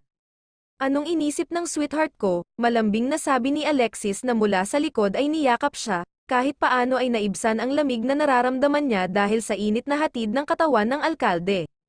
Wala. Tipid niyang sabi, come on, hindi ako naniniwala. Anas nito sa tainga niya saka pagkatapos ay kinintala ng maliliit na halik ang kanyang leeg, humarap siya kay Alexis at seryosong tinitigan ito sa mata, lingid sa kanya, noon pa lang ay alam na ng alkalde na lihim siyang nag-aalala kabisado na siya nito kung kailan may gumugulo sa isip niya. Inisip ko lang na parang delikado yatang masyado na maging anak ng mga ganoon kalalaking tao, nanganganib ang buhay at nagkalat ang mga taong gustong pumatay, paano pa kapag nagkita-kita na kami, Lex, kung huwag ko na lang kayang ituloy ang paghahanap sa kanila, hinawi ni Alexis ang mga hibla ng buhok niyang tinatangay ng hangin na kumukubli sa kanyang mata, saka siya hinalikan ng mabilis sa labi. Wala kang dapat ipag-alala dahil nandito ako, hindi kita pababayaan kung kinakailangang mag-hire tayo ng security para sa'yo ay gagawin natin masiguro ko lang na palagi kang safe, napangiti siya dahil damang-dama niya ang sinseridad sa pangakong iyon ni Lex, niyakap niya ito ng mahigpit, maraming salamat, Lex. Kabanata 101, mas lalo mo na kaming iiwan ng daddy mo niyan. Anak, maganda pala ang buhay mo sa mga totoo mong magulang, kaya nilang ibigay ang mga bagay na hindi namin naibigay ng daddy mo sa iyo, sabi ng mommy niya nang sabihin nila dito ni Alexis na malapit na nilang makita ang tunay niyang mga magulang. Dama niya ang pag-aalala ng kanyang ina, ramdam niya ang takot nito bagay na naiintindihan niya. Kung iyon lang ay hindi naman siya nagmukhang kawawa sa mommy at daddy niya noong bata pa sila ni Nancy. Hindi naman sila naghihikahos kaya kahit paano naman ay naibigay din ng mga ito ang luho nilang magkapatid noon. At kahit kailan ay hindi niya naramdamang kulang siya sa pagmamahal, bagay na para sa kanya ay pinakaimportante sa lahat. Kahit minsan ay hindi niya nahiling na sana ay may mas mayaman siyang mga magulang at mas magandang buhay dahil binusog siya ng mommy at daddy niya sa pangaral pinalaki sila ng mga nakagisnang magulang na kontento sa kung anong mayroon sila at hindi mapaghanap sa mga bagay na wala. Iyon nga lang ay parang hindi iyon naintindihan ni Nancy. Lumaki itong maluho at mahilig sa mga material na bagay na kaya mang ibigay ng mommy at daddy niya ay hindi pa rin ito marunong makontento, naisip tuloy niya na siguro. Kung hindi ito nawala sa poder ng tunay nilang pamilya ay mabibili nito ilan mang signature bags na nagsilbing collection noon ng kakambal niya, dati-rati kasi ay inuubos ng kakambal ang school allowance sa pagbili ng mga mamahaling bags na kapag nabili naman na ay itatambak lang sa kwarto. Honey, ayan ka na naman. Masama sa'yo ang mag-isip ng mag-isip, binigyan ka na ng assurance ng anak natin, hindi ba? Anang daddy niya habang hinahagod sa likod ang kanyang mommy, mahal na mahal ito ng kanyang ama at ayaw na ayaw nitong na-stress ang mommy niya. Saka, mommy, hindi pa ho natin alam ang kalalabasan ng paghahanap namin. Ipinaliwanag nila rito ni Alexis ang lahat ng napag-usapan nila ni Aling Ibyang at ang sa tingin niyang delikadong banta sa buhay nila kapag napunta silang magkakapatid sa poder ng tunay na pamilya. Mas lalong nag-alala ang mommy niya pero sa huli ay napaliwanagan din ito ni Alexis. Naging panatag lang ang ina nang sabihin itong sisiguraduhing walang mangyayaring masama sa kanya. Na kung kinakailangang tambakan daw siya nito ng bodyguards ay gagawin para hindi makalusot ang may mga plano sa kanilang masama. Pero kung tutuusin ay hindi naman nakailangang gawin pa iyon ni Alexis, hindi na kailangan ng isang tambak na bodyguards na magbabantay sa kanya dahil safe na ang pakiramdam niya kapag kasama ito, walang puwang ang takot at pangamba sa kanya lalo na kapag nasa mga bisig siya ng alkalde. Ilang beses nang napatunayan sa kanya ni Alexis na handa itong gawin ang lahat sa kanya kaya naman kampante na siyang hindi siya mapapahamak kapag nasa tabi niya ito. Basta kung ano man ang maging desisyon mo, anak, hindi ka namin pipigilan, kung sa tingin mo ay doon ka sasaya sa totoo mong pamilya. Sino ba naman kami ng mommy mo para ipagkait yun sa iyo, alam naman namin na mas magiging maganda ang future mo sa kanila. Bagaman nakangiti ang daddy niya ay malungkot ang tinig nito, nilapitan niya ang ama at ginagap ang isang palad nita. Dad, I know. Alam ninyo kung gaano ko kayo kamahal ni mom, and alam ko rin po na malaki ang tiwala ninyo sa akin. Leon po sana ang gusto kong gawin ninyo ni mom. Dad, pagtiwalaan nyo lang po ako, I promise na hindi ko po kayo sasaktan, hindi po ako gagawa ng bagay na makakasakit sa inyo ni mom. Sapat na ang mga sinabi niya para muling magliwanag ang mukha ng kanyang daddy. Maraming salamat, anak, mag-ingat kapag uwi, gabi na nang ihatid niya si Alexis sa labas ng bahay nila. Napasarap ang kwentuhan nita at ng mga magulang niya kaya hindi nila namalayan pare-pareho ang oras, kung hindi pa nagpaalam ang mga ito na inaantok na ay hindi pa magpapaalam si Alexis na uuwi na, Ayaw sana nitong umuwi pero pinilit niya dahil tapos na ang leave nita at kailangan na nitong pumasok sa munisipyo kinabukasan. Siguradong tambak na naman ang trabaho nita na isang linggo na naman nitong babunuin. Bakit ba kasi ayaw mo ako ditong patulugin? Pumayag naman si na mami nang magpaalam ako. Reklamo nita nang nakatayo na silang dalawa sa gilid ng kotse nita sa labas ng gate nila. Kunway bata itong nagmamaktol dahil hindi nasunod ang gusto at hindi niya maiwasang mapangiti dahil doon. Ang cute kasi nita. Lex, papasok ka pa bukas, pagod ka na bago makarating sa munisipyo kapag dito ka pa manggagaling mas mabuti kung uuwi ka na lang, malambing niyang sabi saka kumapit sa braso nita. Kung siya ang masusunod ay ayaw din naman niyang umuwi ito. Kung pwede rin lang na sumama siya sa mansyon ay gagawin niya. Pero ilang araw nitong napabayan ang San Miguel dahil sa kanya kaya gusto sana niyang mag-focus muna ito sa pagiging mayor nito ngayon kapag okay na ang lahat, willing naman siyang suportahan ito hanggang kaya niya, kahit hindi na siya umalis sa tabi nito ay gagawin niya. Ayaw lang niya na mapulaan ang alkalde at masabihan na hindi na nito nagagawa ng mabuti ang trabaho nito, hindi niya matatanggap na dahil sa kanya ay masisira ang career nito at matagal na pangarap.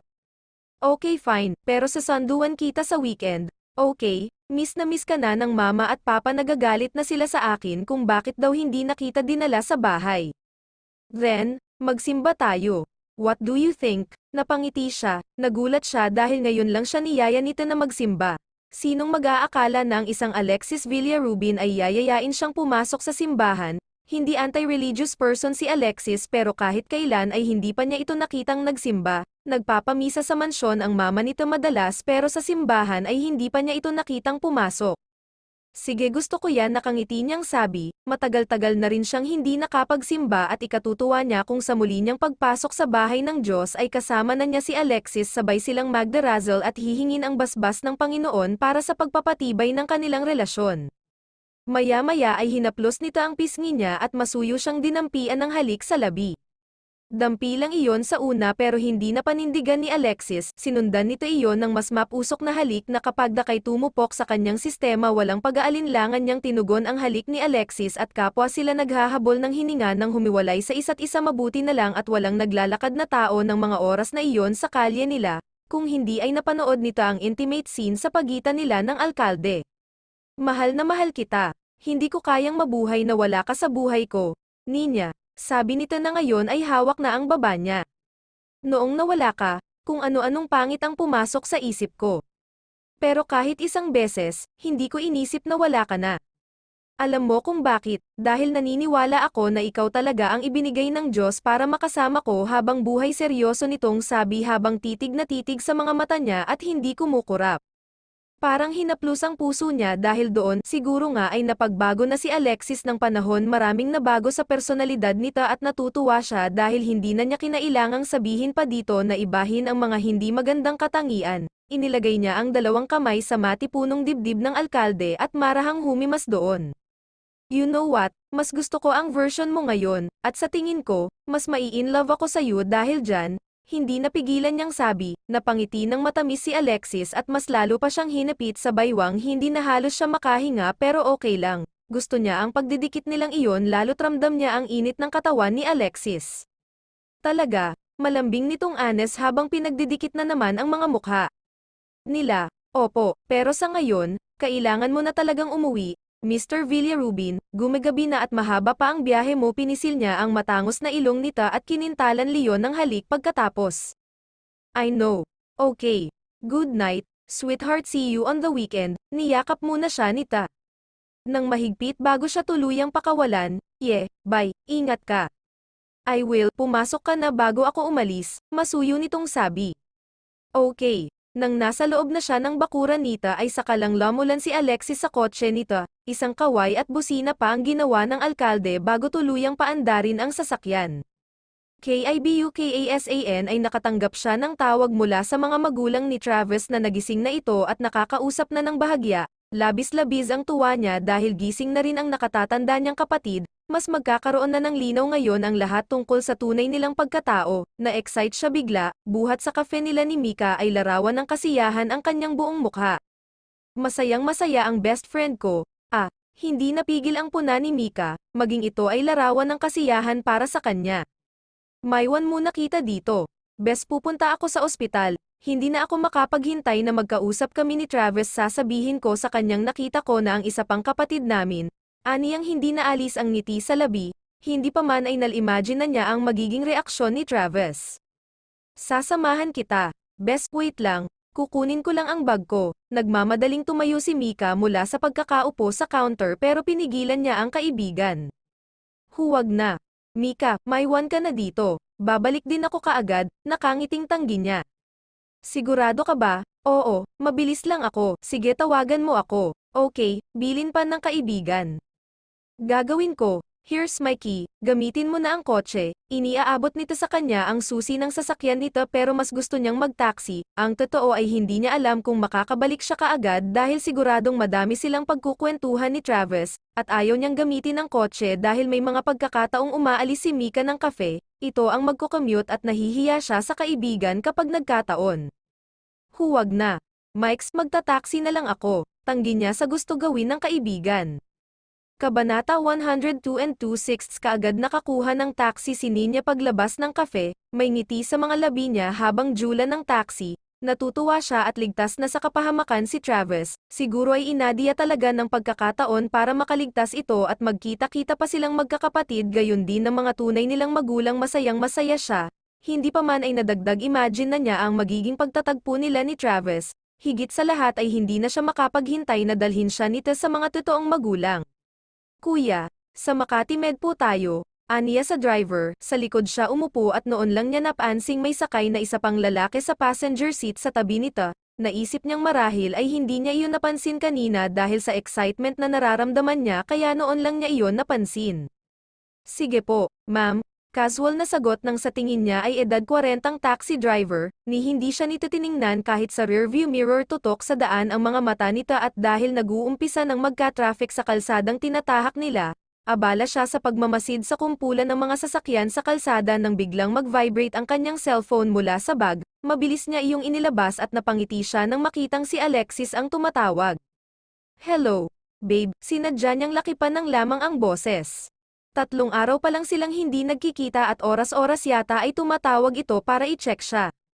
Abot ang sabi nito na miss na siya at gustong-gusto siyang puntahan pero hindi ito makaalis dahil sa tambak na trabaho nito sa munisipyo ng San Miguel.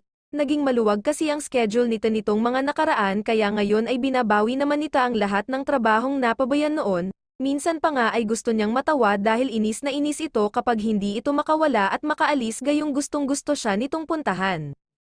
Hi, gorgeous, how are you? Mas malambing nitong sabi na nagpangiti sa kanya ng maluwang. Natatawa siya dahil sinadya pa nitong gawing parang naiiyak ang boses bagaman alam niyang gusto lang nito na humagalpak siya ng tawa. Kung wala siyang kasama ng mga oras na iyon ay iyon talaga ang malamang na ginawa niya. Tumigil ka na dyan, Mr. Villarubin, at natatawa na ako. Panalo ka na. Okay, narinig niyang ang lakas ng halakhak nito sa kabilang linya. Na-imagine niya ang hitsura ni Alexis kapag ganoon kalakas ang tawa. Ang sarap siguro nitong panoorin at pakinggan. Lihim tuloy niyang nahiling na sana ay kasama niya ngayon ang alkalde. Madalang lang niyang marinig na ganoon ito kalakas tumawa at gusto sana niyang masaksihan iyon pero sa malas ay sa telepono lang sila magkausap. Ikaw ang pinapatawa ko pero ako ang napasaya mo, sweetheart. Patuloy ito sa paglalambing, mukhang good mood ito. Sus, masaya ka naman talaga palagi kapag ako ang kausap mo. Gusto lang niyang marinig kung ano ang magiging reaksyon nito pero parang gustong matuno ng puso niya sa isinagot ng alkalde. Totoo yan, at kahit kailan ay hindi ko itatanggi ikaw lang ang mahal na mahal ko at kahit oras-oras tayong magkausap ay hindi ako magsasawa, ikaw lang ang nagpapasaya sa akin. Sweetheart, kapag malungkot ako, kakausapin lang kita ay nawawala na ang lahat ng gumugulo sa akin. Madamdaming sabi ni Alexis, seryoso ito kaya ramdam niyang walang bahid ng pagbibiro ang sinabi nita. Doon alya isa pang bilib dito, kay bilis magpalit ng mood, ngayon ay tawa ito ng tawa pero maya-maya ay seryoso na. I love you. Malambing niyang honest, yung tamang-tama lang para dumating sa pandinig ni Alexis. I love you too. Nasaan ka pala? Bakit may naririnig akong mga busina? Bigla ang pag-iba ng tono nita. Kahit hindi niya ito nakikita ay sigurado siyang nakakunat ang noo nita ng mga oras na iyon. Papunta ako kay Travis, tumawag yung parents niya. Gising na daw siya at medyo nakakausap na. I just wanna talk to him. Babe, gusto ko ring tingnan ang lagay niya. Aniya sa kasintahan, kanina ay hindi na niya nagawang magpaalam dito dahil sa sobrang sabik na makita ang kapatid. Wait, mag-isa ka lang, bahagyang tumaas ang tono nito pero hindi naman siya pinagagalitan. Oo, busy si Mika sa kafe at hindi niya natapos ang sasabihin dahil bigla na naman itong nagsalita, bakas sa tono nito ang pag-aalala. Nasaan ka na? Hintayin mo ako. Pupuntahan kita, maautoridad ang tono ni Alexis kaya nag-umpisa siyang makaramdam ng kaba, naramdaman din niya ang kagahulan sa kilos nito kahit hindi niya ito nakikita. May narinig pa siyang bagay na tila nahulog sa tabi nito na marahil ay nabangga ng alkalde. Babe, relax ka lang, sa ospital lang ako pupunta. Okay, walang mangyayaring masama sa akin, besides. Look, may natanggap akong report na nandito na sa Maynila ang mga naghahanap sa inyo. Nakausap ko si BRX, may ilang tao nang hawak ang mga pulis doon sa Isla Matubig pero hindi lahat ng nagtangkang tambangan kayo noon ni Travis ay nahuli, may ibang nakarating na dito at sa tingin ko ay alam ng buhay kayo ni Travis. Ninya. Dobling ingat ang kailangan nating gawin bukas. I-hire ko na ang mga bodyguards mo sa ayaw at sa gusto mo. Anito sa kabilang linya at aminin man niya o hindi ay nakaramdam siya ng takot. Takot na baka maulit na naman ang nangyari at tuluyan na siyang makuha ng mga taong nabigong patayin sila ni Travis, gayunman ay hindi niya ipinahalata kay Alexis na binalot din siya ng takot. Sinikap niyang patatagin ang tinig, mag-iingat ako. Lex, sige na.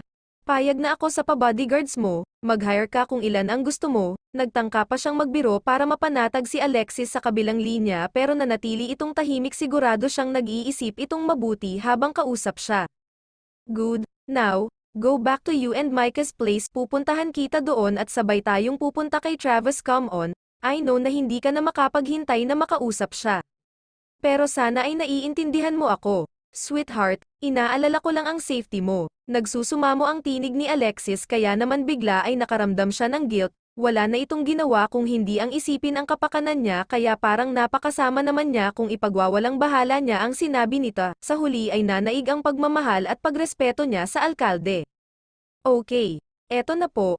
Babalik na ako. Maluwang siyang napangiti nang marinig na nakahinga ng maluwag si Alexis sa kabilang linya. Narinig niyang napabuga ito sa hangin.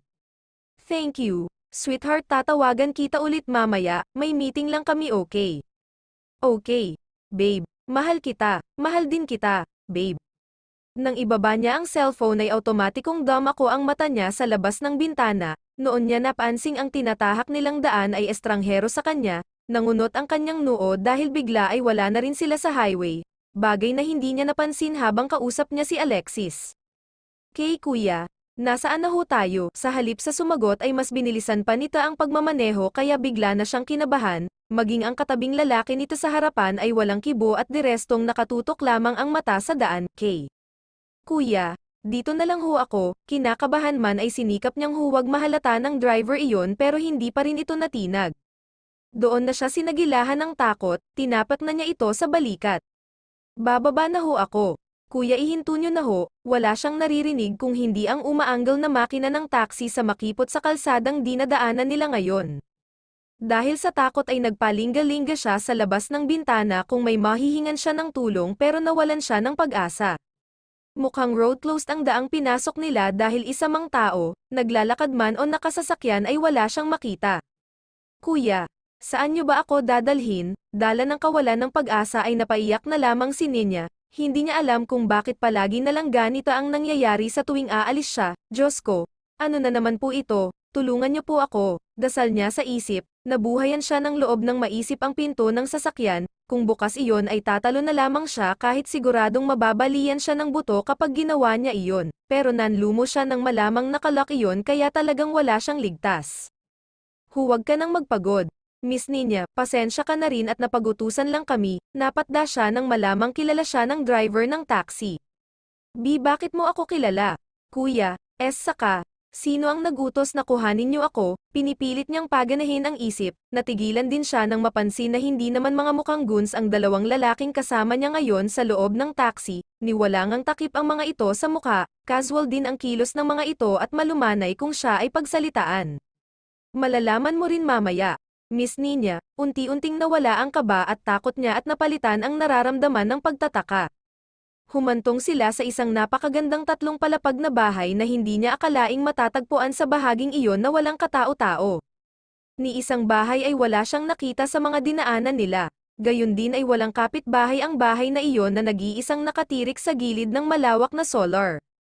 Sigurado siyang private property itong lugar na pinasok nila kaya walang tao, pero ano ang ginagawa nila rito? Isa pa, Miss Ninya pa ang tawag sa kanya ng driver ng taxi na bale walang pinaralang naman niya kanina, sa huli ay napatingala na lamang siya sa malapalasyong nasa kanyang harapan, kung ano-ano man ang pumapasok sa kanyang isip, ayaw naman niyang paniwalaan ang kutob na kanyang nararamdaman.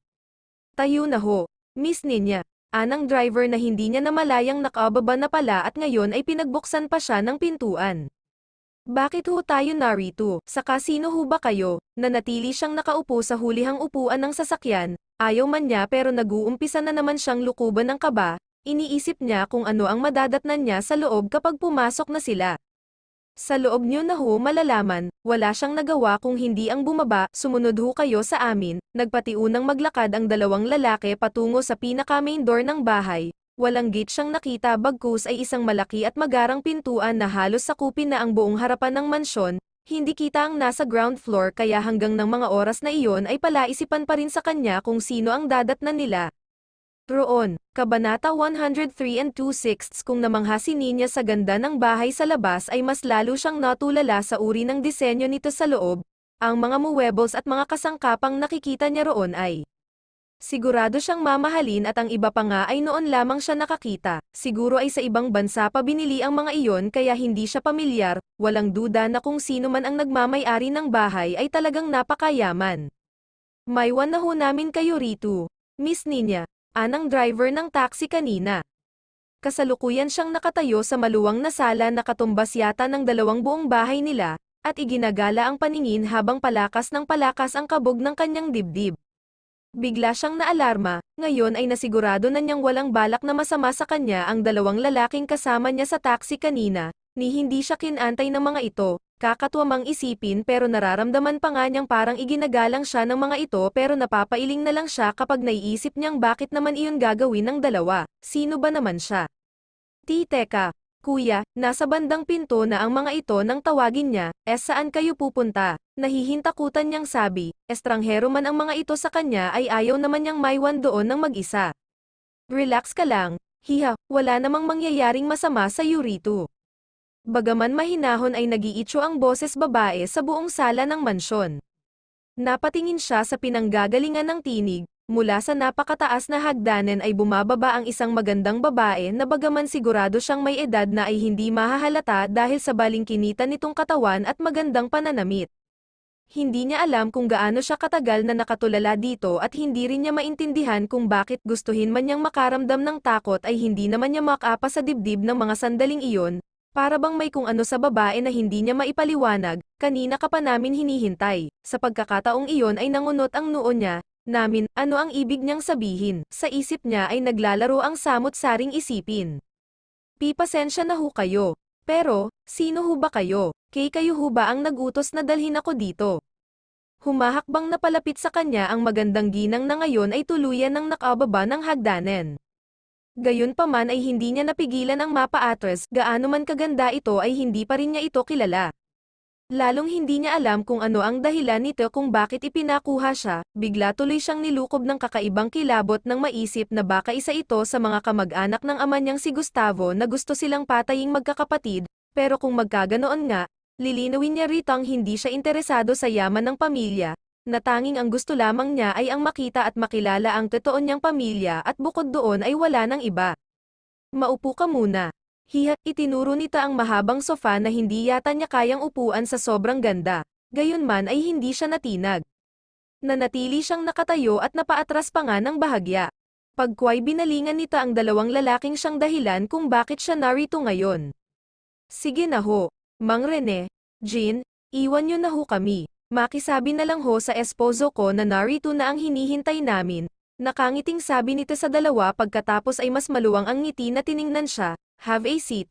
Hiha, tinangka nitong hawakan siya pero kaagad niyang inilayo ang sarili. Waring naintindihan naman kaagad iyon ng ginang ibinaba nito ang dalawang kamay na ihahawak sana sa braso niya. Ma'am, Pasensya na ho kayo pero kailangan ko na hong umalis, ilang hakbang pa ang ginawa niya paatras pero hindi naman niya maintindihan ang sarili kung bakit hindi pa siya tumatakbo palabas. Ayaw mo ba munang alamin kung bakit kita kilala at ipinakuha? Hiha. Natigilan siya bagaman may kutob na siyang ito nga ay isa sa mga taong kitang-kiti na mapatay sila. Hindi siya nakaimik, naging malikot ang mga mata niya sa paghahanap ng pwede niyang labasan mamaya kapag nagpasya siyang tumakas pero bigo siya. Bukod sa malaking main door ay mukhang walang ibang pintuan sa gawing iyon. Maya-maya ay lumakad ang ginang papunta sa isang gold divider at may kinuha doon. Nang magbalik ay isang maliit na sobra ang dala at may dinukot mula sa loob. Iniabot nito sa kanya ang family picture na kamukha ng mayroon si Bricks at ang sabi ni Alexis ay mayroon din daw sa bahay nila. Nasumpungan na lamang niya ang sarili na kinukuha iyon mula sa babae. Kayo ni Nancy ang kambal dyan. Hiha, ako ang may hawak sa iyo at ang papa mo naman ang may hawak kay Nancy. Kinilabutan ang buong katawan niya dahil sa narinig. Napatitig siya rito ng matagal pagkuway lumipat muli sa larawan ang mga mata niya. Sinipat niyang mabuti ang babaeng naroon na may karga sa batang ayon dito ay siya. Malaki nga ang pagkakahawig nita at ng babaeng nasa larawan na siguro ay nasa higit 30 ang edad. Wala man siyang picture sa bahay nila ng ganito kaliit ay malaki nga ang pagkakahawig nila ni Nancy sa kambal na nasa picture niyang hawak. Ngayon, kay kayo huang, kayo husi. Kami ang parents mo, ninya. Buhat sa kanyang gawing likod ay umalangaw ang boses ng isang may edad na lalaki. Pumihit siya para tingnan kung sino iyon. At hindi siya maaaring magkamali. Ito nga ang lalaki sa larawan na hawak niya. Maluwang din ang ngiti nita habang humahakbang palapit sa kanila. Hindi siya makapaniwala sa bilis ng mga pangyayari, paanong nangyari na ang hinahanap lamang niyang mga magulang nitong nakaraan na muntik nang maging mitya para siya mamatay ay nasa harapan na niya ngayon, at ang mga ito pa ang kusang nakakita sa kanya. Paano hong, maupo muna tayo at ipaliliwang namin ng papa mo sa iyo ang lahat. Anak, ani Carmelita na iginiya na siya paupo sa napakagandang sofa, wala na siyang nagawa at nagpatianod na lamang dahil aminin man niya o hindi. Totoong nasasabik siya sa iba pang sasabihin ng mga ito, matagal ka na naming ipinahahanap. Hihang totoo ay hindi lang yata 100 private investigator ang na-hire namin ng mama ninyo para mahanap kayong lahat, siguro dahil na rin sa kung sino-sino ang humahadlang kaya hindi namin kayo matagpuan.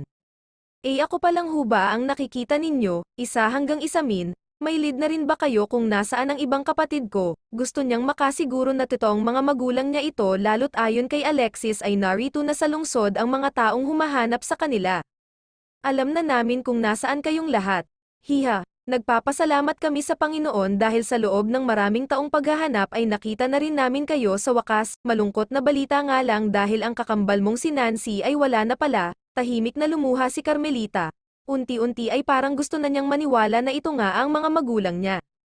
Kung ganon ay bakit hindi niyo pa ho sila ipinapakuha sa mga tauhan niyo kagaya ng ginawa ninyo sa akin? Naninigurado niyang sabi, humugat ng malalim na hininga si Carmelita bago tumayo. Ang Kuya Travis mo ay nakilala na namin. Hiha, maging siya man pala ay naghahanap sa kanyang pinagmulan. Siya ang nakakita sa iyo, nasabi pa niya sa amin na nakita ka na niya pero sinabi niya sa amin ng papa ninyo na hahanapin pa niya si Bricks at magkasama niya kayong ihaharap sa amin, pero hindi na niya nagawa dahil muntik na siyang mamatay sa paghahanap sa isa pang kapatid ninyo. Bahagya siyang naguluhan dahil sa sinabi nito, napaayos siya ng upo dahil doon. Ang ibig sabihin ho ay hindi nyo pa alam na natagpuan na namin si Bricks. Halatang nagulat ang mag-asawa dahil sa kanyang sinabi, maging si Gustavo ay napatayo at hindi niya maipaliwanag ang ekspresyon habang nakatitig sa mga mata niya. Anong ibig mong sabihin? Hiha, kunot noo si Gustavo habang ang kamay ay nakapamulsa sa pantalon nitong suot. Magkasama ho kaming pumunta ni Travis sa isla na yon para hanapin ang taong magtuturo sa akin sa inyo. Hindi pa nga ho niya sinabi noong una na magkapatid kami. Pero may mga armadong lalaki na hamarang sa amin, pinigilan na makarating kami sa isla matubig at hindi tumigil hanggang hindi kami na aksidente ni Travis.